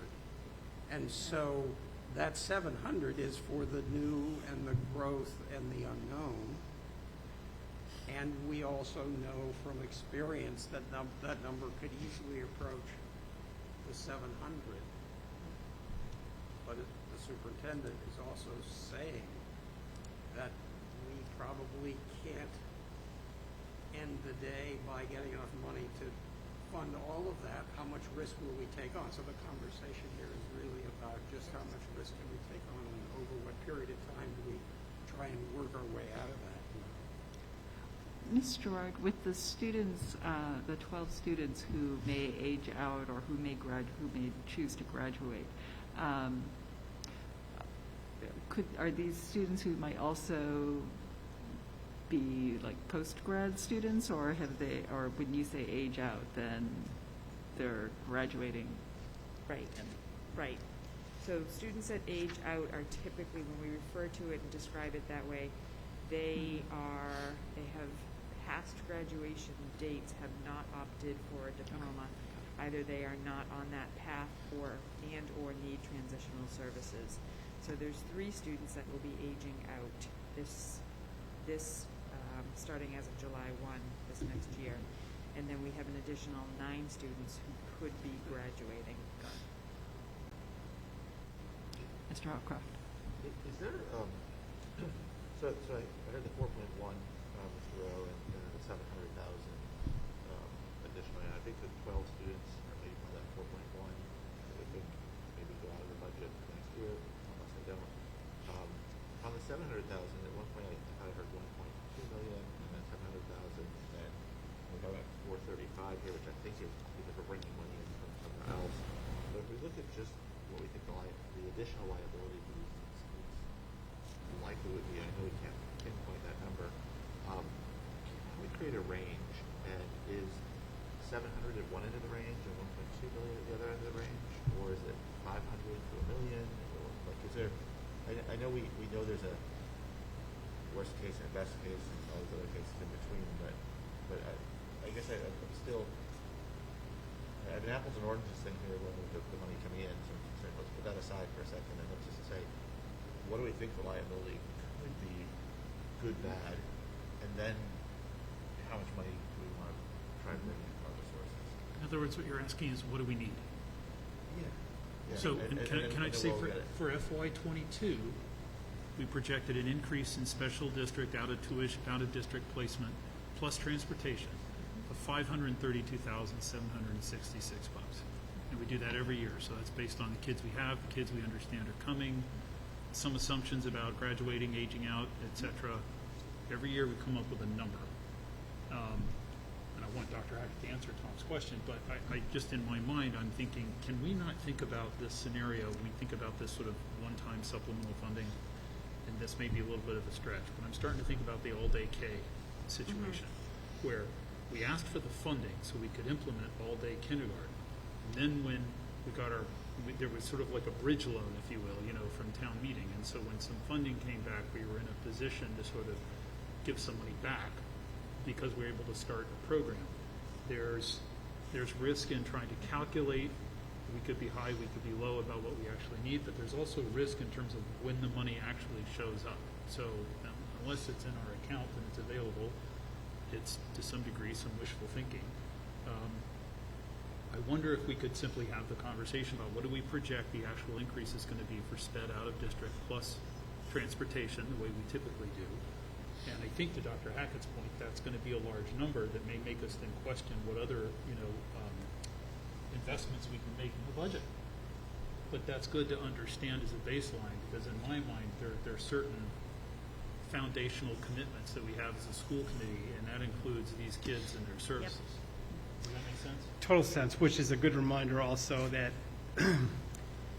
we're not talking about 12 other students any other way in our budget in the school system as it relates to this budget, right? So these are children who we're providing these services for willingly, supportively, knowingly, and I'm saying that on behalf of all of you, this discussion can, this has to be about money, and it's always unfortunate, it's always uncomfortable for me as a superintendent, as a father, and as a parent to have conversations in this way, but the reality is, as we know in this business, that it is a absolute driver for our budget, and we know that we are not alone in the Commonwealth as a school system that experienced a sharp increase, understandably so, with parents who were very concerned about their students who have special needs, and we were shut down March 13th of 2020, right? So we're here for all the right reasons, right? And we're trying to, while it is something we need to manage,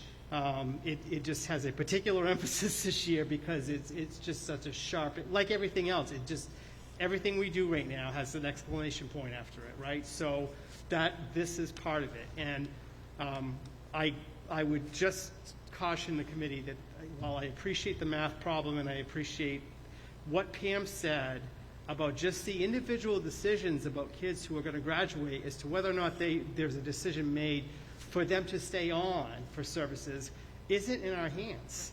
That is not up to us. And the delta on a student deciding to be done at graduation versus deciding or needing to continue services is huge.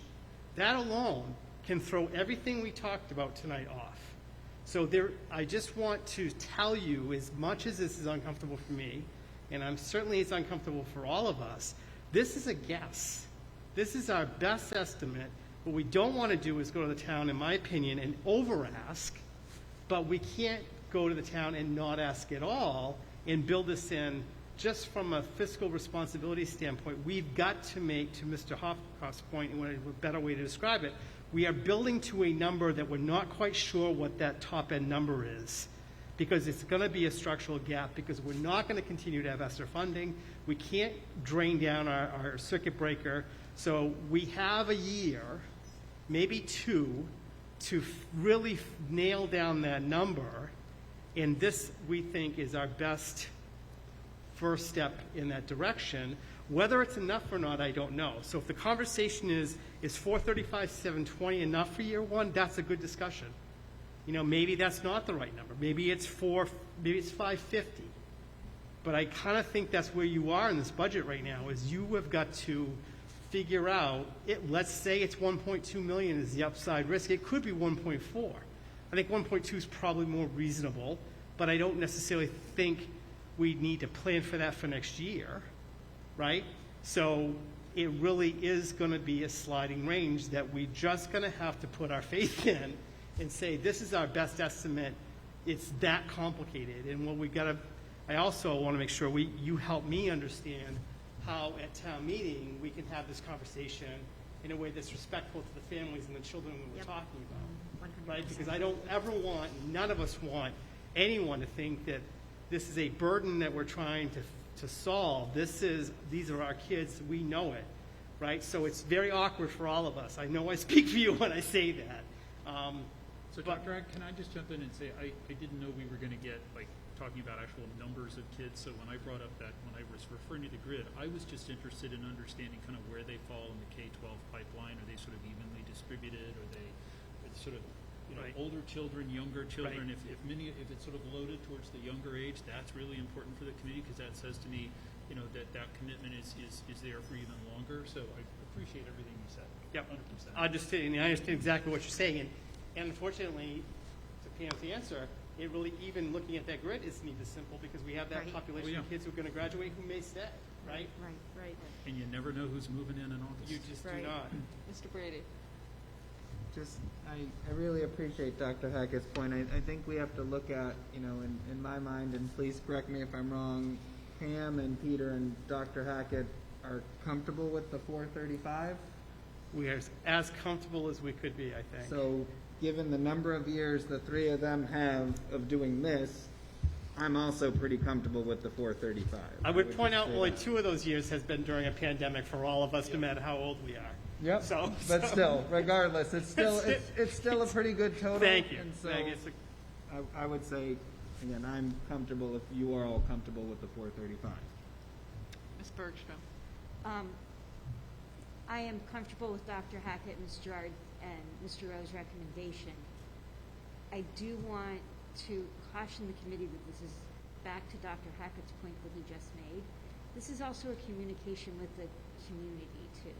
Because if we say we are confident with the 435, and then it turns out that that is not the number that we need, then we as a committee and we as a town are going to need to figure out how to close that gap, and we have created a structural deficit. So I think the risk is saying 435 is enough, and then have it not being so. Because then it is not just the 264, 280, but it is whatever we encounter in the next year that could then escalate that cost in the year following that. So at the end of the day, if our expenses are considerably higher than what we budgeted, and there is no outside source of funding, or that outside source of funding comes in smaller than what we had projected, we have to find places in the budget to cut, or what we call soft freezes. We've done it 4 times since I've been on school committee. That means like we're not buying paper anymore, we're not buying art supplies, etc. But there was a time, I think it was 2007, 2008, when a brand new superintendent had the unfortunate obligation to stand in front of a special town meeting called at McCall to find supplemental funding for the school budget. And there were some legacy consequences for that. I mean, you know, we build a lot of trust with town meeting, with the finance committee. By the way, so however this plays out, it plays out. I agree with Michelle 100%. It's just about communication. Tell them what you're going to tell them what you told them, keep them updated. But there was some damage done as a consequence of that. And it took many, many years to sort of rebuild that trust. And because it takes so many years to rebuild that trust, I'm, again, looking at the 435, I think we've agreed that's not really an adjusted cost. That's like an adjusted funding number, right? Correct.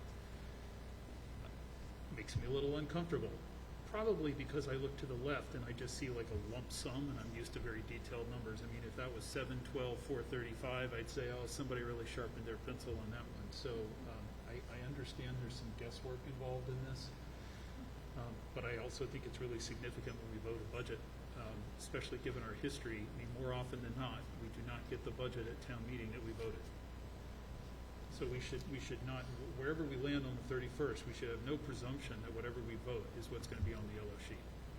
So there's another element of risk that comes into that. That's true. Well, and that's my concern too, Mr. Nixon. I've not gone through a budget cycle here, obviously, but, you know, we could have come in here tonight and kept and stayed at the maintenance of effort budget and not administratively made any other recommendations for looking at trying to bring that number down, for lack of a better term, right? So we've tried to mitigate the increase that this budget represents in the face of not having negotiated contracts, in the face of not having a solid enrollment projection, in the face of not knowing what our special education tuition costs are going to be. We think that this is a good faith effort on our part, on your behalf, to show the town that we're not just coming in here and saying, we've got to have 5.78% and we're going to shut down.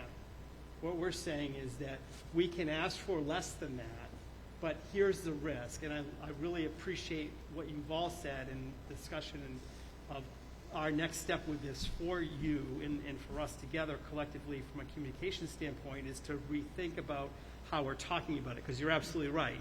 This is not a reduction. This is a build-up to a number that is not yet certain. So to the extent that we can be more detailed about, okay, here's our federal funding, here's our Chapter 70, our operation budget funding, here is our circuit breaker funding, here's what our concern is, here's what we're trying to accomplish, and please understand this is a multi-year plan to get there. The extent that we can do that and communicate in a way that is enough detail for people to understand, but also not too much detail from the perspective of just having this be the sole discussion on the floor of a budget that's, $60 million. We'll work on that in between now and next week. And of course, we need to know what our Chapter 70 and circuit breaker numbers are, which we don't, Would which be adds helpful. another sense of risk and mystery to this as well. It does, although we know in this room that we're considered to be a wealthy community, and Chapter 70 is, we just hope to break even every year in a Exactly. town like Winchester. Yeah. My And as- only other comment, if I can, is on that special ed reserve fund, that it was expressly set up for unanticipated and unbudgeted expenses. And so while we might find ourselves in a situation where we need it, we need to be very transparent that any claim we make on that is truly unanticipated and unbudgeted, or else there will once again be some consequence to that. And folks will wonder if they're, school committee was sort of talking out of two sides of their agree. mouth. Yeah. I think that before we would even Say think that again? about, I think before we would even think about exploring or having to have that discussion, it would behoove us to go back and to look at what do we have with circuit breaker, Yeah. where do we go with that? Those reserve funds are reserved for a reason for those true unanticipated costs. Yeah. And I wouldn't want to be touching that or even going near that. But just to offer a bit of a different perspective on it, it could also, however, part of that could be part of a multi-year plan if we articulate it on the front end, right? So if we say that, we believe all of what you just said, but please understand that we're trying to build to a number that we don't yet know, and there is a chance that we may need to have a conversation about those funds going into FY24 to fill in that last year gap to allow us to get to that number that this ends up being in terms of a structural deficit between what we have paying out and what we actually have available from both operating budget and from the other sources of funding that we have on a regular basis, not Esser, not one-time funding. Because that would be one-time funding, and I think we shouldn't discount that over a multi-year plan if in fact we find ourselves needing to use it to get to this end number in a way that doesn't drive our budget up 9% a year. The last process point I'll just make that is it's not the nuclear sort of special town meeting option that we were backed into many years ago. There typically is a draft article on the warrant at fall town meeting to amend the budget. It's always there just as a good placeholder. It's rarely used. We will know much more in the fall. I'm thinking ahead here. When the chair of the school committee is presenting whatever we present at the spring town meeting, I just think this component is going to be hard for town meeting to grasp. It needs to be really dumbed down, be extremely clear, and one might envision a conversation of perhaps in the fall. Maybe that is an opportunity in the spring to frame a conversation in the fall when we know better what expenses are, what supplemental funding actually came in. If we have some budget gap that we have to make up, at least tee it up, because that town meeting that we'll be presenting to in the spring is the same town meeting that's going to be there in the fall. So I don't know how to. I'd really have to sort of think about how one sort of makes this message clear, but that is another opportunity out there. I can't think that the schools have ever sort of amended the budget in the fall, but procedurally that can be done. Something to think about. Well, potentially, I mean, if we, again, if we're looking for one-time money to just bridge that gap over a multi-year period, free cash could be an option if it's available for fall town meeting as a part of a supplemental as well.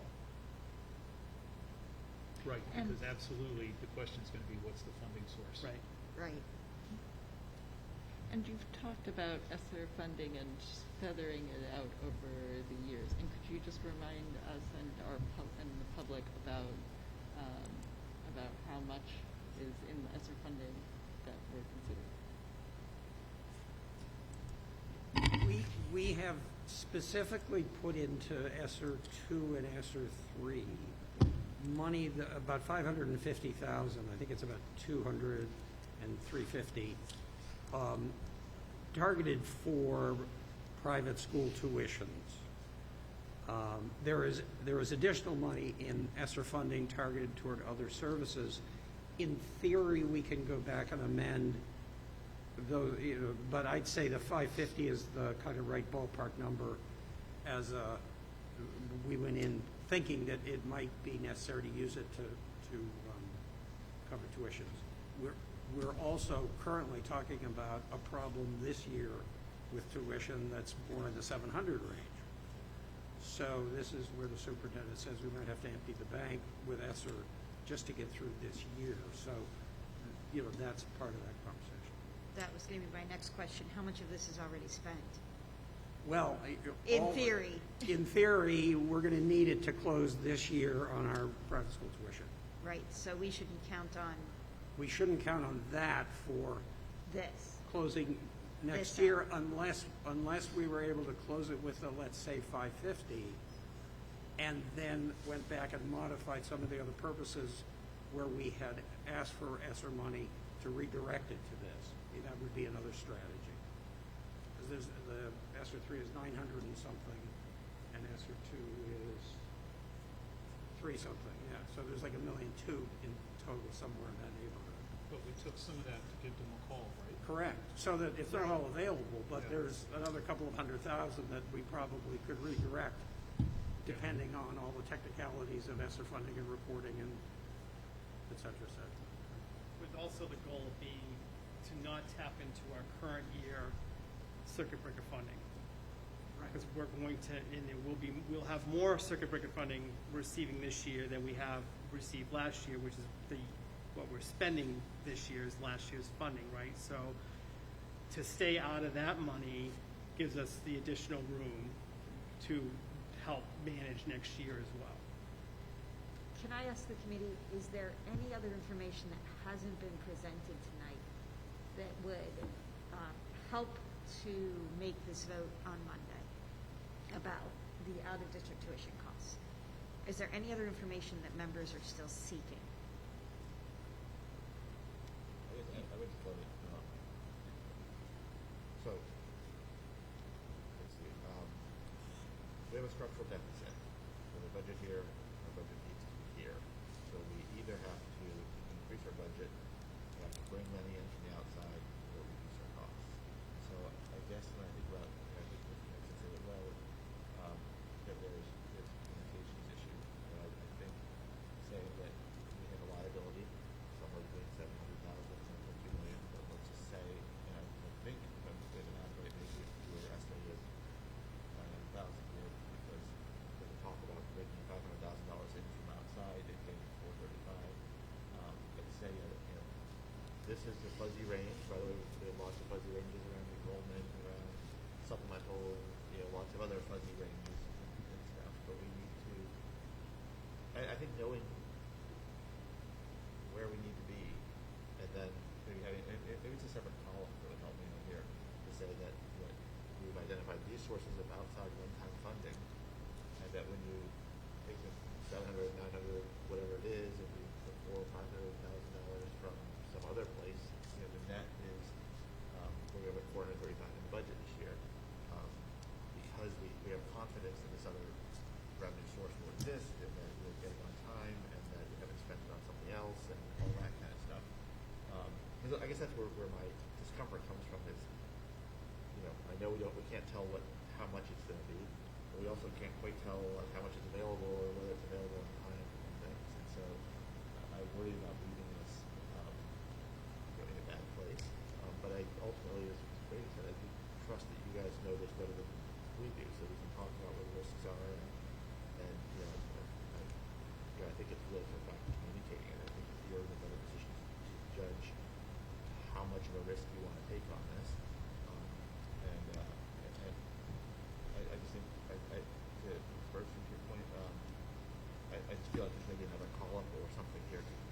story of what it is that we're voting on. Well, this has been great feedback, so let us try to think through how we might do that, because there's no question this is a in-part communication issue, and I also don't want anyone to think that this doesn't make us all nervous, not just you, right? So, I mean, there's so much uncertainty in what we're doing right now that I would be irresponsible for us to sit here and tell you that we think this is spot on and we're going to be good. We just don't really know. We think this is the most reasonable, almost compromise to get there. And I will just also make, not to put too much of a fine point on it, but anything that we do, any reduction that happens below this number, we're going to be having a conversation about cutting positions. So I just want to be clear that while this number doesn't, I mean, the 4.73, short of us doing really non-meaningful stopgap measures of cutting a supply line that hasn't gone up in 15 years, short of that, below the 4.3 and maintaining what we're talking about for trying to deal with this structural gap is going to mean we're going to have conversations about positions. So it's just will have to be on the table at some dollar point, right? Is it 30,000, 50? No, but if we start talking about a few $100,000, we are definitely going to be here discussing the impact of that. Can I ask one other question? So we talked a lot about the 700,000 side of this. The other piece of it was people that you anticipate are retiring. Is that a rate of retiring that's going to happen year over year, or is that a greater rate of retirement that you're expecting this year because of the pandemic, things like that, the other $300,000? I think we're actually anticipating a lower rate of retirement this year.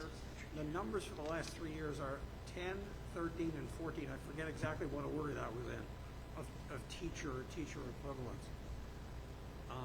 And I think so far this year we've had, was it 2 or 3? Oh, we have 5 announced for the end of the year. Teacher? Oh. Teacher or, like ESPs don't count in that. 5, okay. So that's better than I thought. So, if the number is 10, then I would say the multiplier on that is around 35,000 gap between a high salaried retiree generally and someone we bring in the bottom. So, so that could be $350,000. So you're looking at that 307. I mean, we set that thinking the number maybe only in the 5 to 7 range, but so yes, we have. That's an area to look for flexibility. And just to be clear also, and you hit on it, Mr. O, I mean, that 307, 065, some of that anticipation of that is baked into that number. So we are counting on the possibility of a few retirements in that 307, 065. That reduction on this line here. Isn't that all efficient? No, that's a portion of, so it's a combination of reduction in the number of sections we needed at the elementary level, which we would attain through attrition, right? So to Mr. Rowe's point, the $35,000 turns into whatever that person went out at, let's call it 80,000. That turns into 80,000 if we're not replacing the position, right? So we know we have some room. So to the extent that we can leverage our enrollment decline or change in enrollment, I should say is a more accurate term, with any retirements, then we have already built some of that into the 307. I would be nervous about doing too much more than that by Monday. I was going to say, I think you and Ms. Kirby and Mr. Rowe worked pretty hard to identify what you see as normal attrition, well, normal, whatever normal the last couple of years looks like, and regular retirements over time to come up with this number. And that I would say even more than the other number, this number is probably less fungible for us, that it's probably a number that you're not as comfortable even increasing. It's the combination of the 571, 345, that total, that I'm more comfortable in than either one of those two numbers by themselves. Individually. That's the number you feel we need to get to. That's the number I think we can do, given what we know right now as we sit here in this auditorium tonight. What seems like a long time. But these are the two areas that you've This tried is to it. get to them. These are big meetings. And Dr. Hackett, I hope you don't feel like we're beating you up, that, every time a new superintendent comes into a district, he or she brings a different way you go about building the budget, a different way you go about presenting it. You're no exception. So this is just a different way to do it, and it's going to be a learning curve for some of us who are veteran members of the committee. It's much more sort of higher level, but I think that's good. So I think there's a foundation here that you can sort of easily build on, and we can build on in terms of communication with town meeting. The one thing I will say is we got to change that title. It's not adjusted cost. Yep. Just keep, any slide that, FinCom and others will devour, just needs to sort of stand on its own 2 feet without explanation. Agreed. That's good feedback. And I would just tell you that, like I said, this is, I think, my 23rd budget. And I know you've probably had a couple of budgets in your career, too. I've never really come down to the budget being such a true compromise math problem as this budget is. It truly is. It is really a math problem, and it's really a question of weighing risk, which is not generally in schools. Generally, things are pretty stable. I mean, you generally know, but to be in a year we have no contract settled, and we have all these other things that are floating around, it's a real challenge. So. Okay. So I think we have given Dr. Hackett and Mr. Rowe and the Finance Subcommittee some things to think about for upcoming subcommittee meetings. Thank you. And with that, I will move us on to our next section, which is on food services contract RFP and selection process.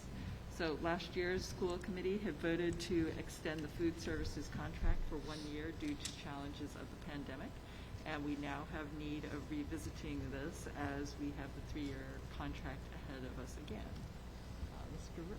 Yes, so this is really just to advise the committee that we will be going out. We're developing a request for proposal right now.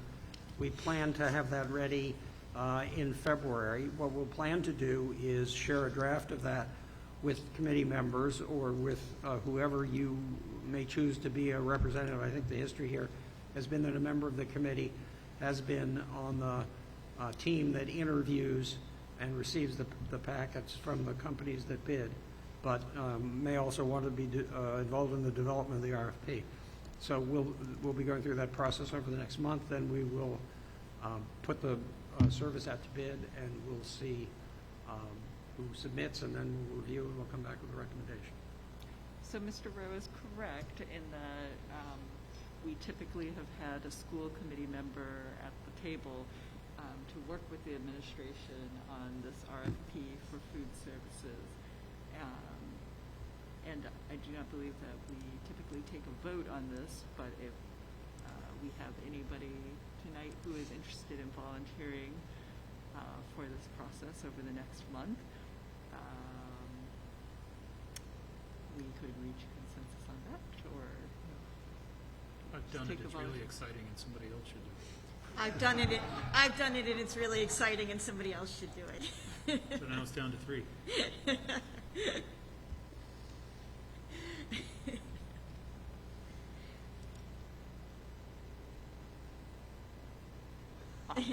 I guess for With that rousing endorsement, Chris, you'll know how everyone jumped in. You can advise us when you. I like food. I like food. In the interest of time, if you'd like to express your interest to Mr. Rowe or myself, if no one does, then I think we can represent you. That was going to be my suggestion. If no one is terribly interested, I'm quite confident that these folks can handle it. Thank you for your vote of confidence. I like food. Will Andrew Marin be a part of that? Yes, he will, and he's more excited than I can even express. Yes, he's been involved, in fact. As yes. excited as Mr. Nixon and I were? More so, I think. Yes. No, not as excited because he's, he hasn't had the experience with. Okay. I am happy to help with this. Thank you.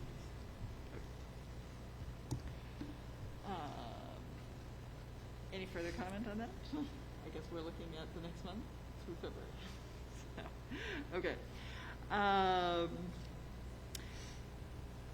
Next item of business is the 2022-23 school year calendar. And at our last meeting, we had looked at a rough draft of this and had asked Dr. Hackett to come back with some various options and a recommendation. So, Dr. Hackett. So I'm not. I don't know where I was when we were building this agenda together, but I'm not sure I was entirely estimating the weight of the items that are on here this evening. At your request, I've come back with actually two options, not terribly different from each other. We have received feedback from the WEA on option one, which is the one I showed you last time, which is really a very traditional calendar. The one piece of feedback that we did get, which we have made the adjustment on, was we did have an early release day, an early release professional development day on, down here on up here, on October 11th. The feedback from teachers was they would prefer not to have that in front of the conferences that happen that week. So we have removed that and we'll replace that.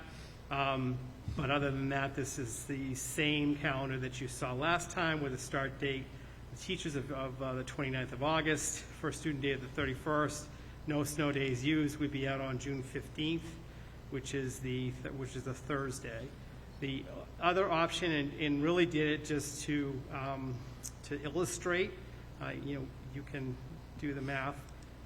If we were to have a no school day, for example, in that Thanksgiving week or the week of November 21st, which was part of your discussion, I think we did hear fairly clearly and directly from Dr. Alanema that the professional development day on the voting day is regional, and we need to have that there. We also know, typical of November, there's no school on Veterans Day, which is in this case, the 11th falls on that Friday. November is a pretty broken up month anyway, so the question really becomes if, or this calendar option contemplates the idea that if we did not go to school for students and staff on the Wednesday, as an example, prior to the break, that we would just add a day to the end of the year. So if we did not go on the 23rd and we moved that early release day that we typically have on the Wednesday before Thanksgiving to the Tuesday, with no school on the Wednesday, then it would push us from the 15th of June from option calendar 1 to the 16th of June, as you can see here on this calendar. So that would then bring us to that Friday. The good news is it doesn't push us into the following week. The bad news is that we only have 4 snow day opportunities in the week of the 19th, because the 19th is actually a holiday. So it's just a question really of what's the cost benefit of doing that, because obviously if you wanted to, you could take the entire week of Thanksgiving off, and then you're pushing 3 days at the end of the year. And also, I'm just noticing, it's highly unlikely, given that we live in greater Boston, that we're not going to have any snow day, but that would push the end of the school year actually until Tuesday the 20th, following a day off. Mm-hmm. And I question whether we would actually have students show up for that day or not. Yes, I'm just looking at that day off as well. They would come for the love of learning. And it would be a half day. It would be. yeah, It's a half day. Right. yeah, right. I'm just looking at the value of that, but it does push the, by adding that one day, it does push us into that third week of June. When we talk about likelihoods tonight, I'm going to make a bet on that. And I would just comment, you know, our intention and our thought was, okay, we're going to potentially provide people more time around that Thanksgiving break. And so I definitely appreciate your point that it certainly will cause what it will cause at the end of June. But I think, so we're weighing it against whether giving people more time around that Thanksgiving break is worth that June 20th day. Because I agree with you, it is a rare year where there is not at least one snow day. Having, you know, gone to public school in Massachusetts since, you know, 1986, I can tell you the number of years there were no snow days, and it's very Since low. they rang the bell in town halls. Used and to that's the sound the stuff. horn. Yep. You missed that. I would also just suggest that I think that the more you push back that week in terms of what the last day would be prior to Thanksgiving, you also have the potential likelihood that people might look at that Monday and say, you know what, it's a half day on Tuesday, bang out Monday, and it's an entire week. I also know, like many of you, that being in this business for a while, generally what students and teachers get out of a day in November is of higher value than what they may get out of educationally, what they get out of extra day in June. So from a student perspective, I'm not entirely sure. We're in a difficult year, and we would love to have a full week off during that November week this year, certainly, given everything. But I'm not entirely sure that, we would be doing it obviously for different reasons, but from an educational standpoint, I don't know that there's a real downside, but I don't think it's much of a benefit either. I mean, the nice thing about November next year is, again, that the Veterans Day is on a Friday. It's tough when it's like on a Wednesday, right? So that does provide a 3-day weekend, which is not always the case, depending on when the 11th falls. And looking at my administrators, I would tell them that I do not have any problem with you leaving here this evening, given that we've been through everything. They all set up all. Don't forget, you can stream it on WinCam. Don't forget. Sort of collective shifting. I was just going to say that with the November days. Thank you, everyone. Yes. Thank you for sticking Thank you with us. for Lord, you need something to eat to get up. Have you lost all your strength? Oh, no. Or a little cold. Can we do a DoorDash or something? A little shaking. I think with the November dates, I do think that there is a slippery slope around if we've had a half day on Wednesday and if our absences are typically higher on that Wednesday, possibly, then I do think that people might look at a half day on a Tuesday and say, oh, okay, well, I'll just take my extra day off there. But then you have to look at that Monday and think, well, Monday, why not? So I do think that there's a bit of a slippery slope, and especially coupled with looking at the end of the year and possibly pushing us out at the end of the year after a vacation day, possibly. I think that is just challenging. So in the interest of time, I think I was the one who asked to explore this. If I'm okay with option one, you've modeled it for us, I think we understand the impact. You do have to share these with WEA. We've gotten some support from them on option one. That's good. Would you like to make a motion? Well, we don't have it on the. Yeah, it's on not the- an that's action right. item. We don't Just consensus. We don't vote it. We It's don't just typically consensus. vote the Right. first draft anyway. It's really just more so Dr. Hackett can get some information out and say, oh, the school committee has discussed, you can count on the first day of school being this and the last day being this, and then we have time to kind of work out the details. And then we It's can late. bring. Karen, I appreciate actually the enthusiasm for thinking we're going to get a motion or a vote on something this evening after Oh, that was me. so much discussion and hard work that you've all done this evening. So I was with you for a second, whoever. Nevertheless, That's right, that's right. And I would just add, I may be in the very small minority here, but I do think the calendar is worth continuing to discuss, because I think there's a lot to be said for it, and I do think a lot of districts do it differently, and they get different outcomes, particularly around the Thanksgiving week. So anyways. Well, hopefully this is provide you the information you need just in terms of what the trade-offs would be. With calendars in general, when the December break is the one that sometimes it falls in that you just take the 2 full weeks off, right? And you make that decision that you're going to take additional days and add to the end of the year because it gives you 2 more days, gives you a full 2 weeks. And Right. so in some regard, this calendar is just so standard with where the dates fall. It wouldn't be a bad year to make that decision to do something differently because there really are no other options in terms of thinking about it that way. But May I suggest, just so you get something out of this conversation, you can at least let parents know the school committee has reviewed the calendar and you can be confident that the first day of school will be, you can tell them. we can do But that. not the last day. We can do that. Yeah. Leave them hanging. May I ask a question? Yes, Ms. Bergstrom. Is the building and facilities update, given the hour, something that we can push off to Monday? I was not going to talk about any Winchester projects, but was dying to share some very exciting news that the Northeast Metro Tech School is going to be built by an overwhelmingly strong support, 7,486 yes votes to 1,568 Oh, no's. wow. Well, that's a facilities update. That I is have a time facility. for it. Matters to Winchester kids. Excellent. That is a big win. I believe great. 11 out of 12 communities voted yes. Excellent. I was wondering That is as you were huge. coming in That here. is huge. Glad we got that. That is great. Let's just see, chair report.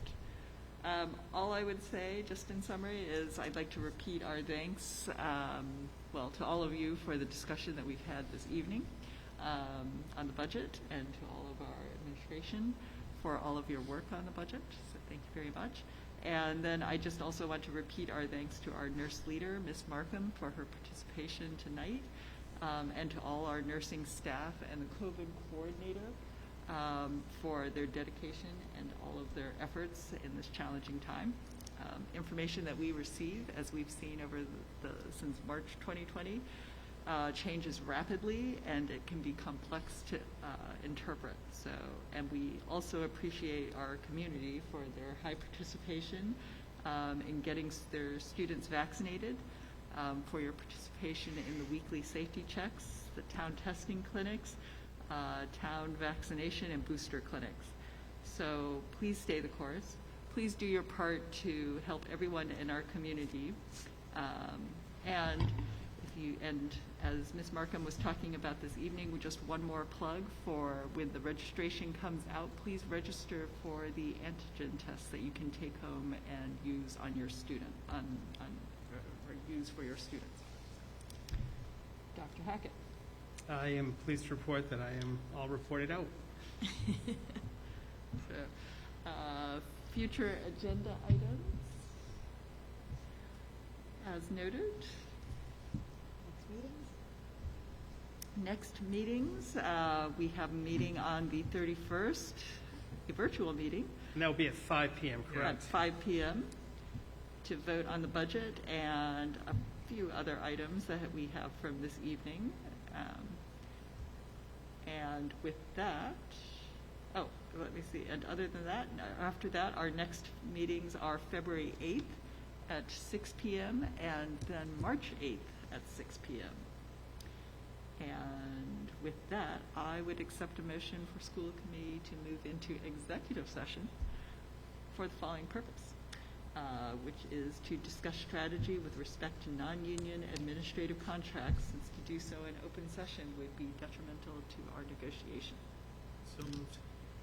Roll call, and roll call vote. Aye. I was going to say no. I prefer to do it another time.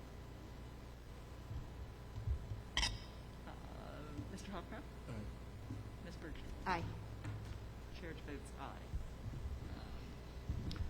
So the vote is 4-1. So, and committee will reconvene in open session only for the purposes of adjournment. Is that, Like, can we say we will not Not- reconvene in open yeah. session? We have no more business. we have no more business. We will not reconvene.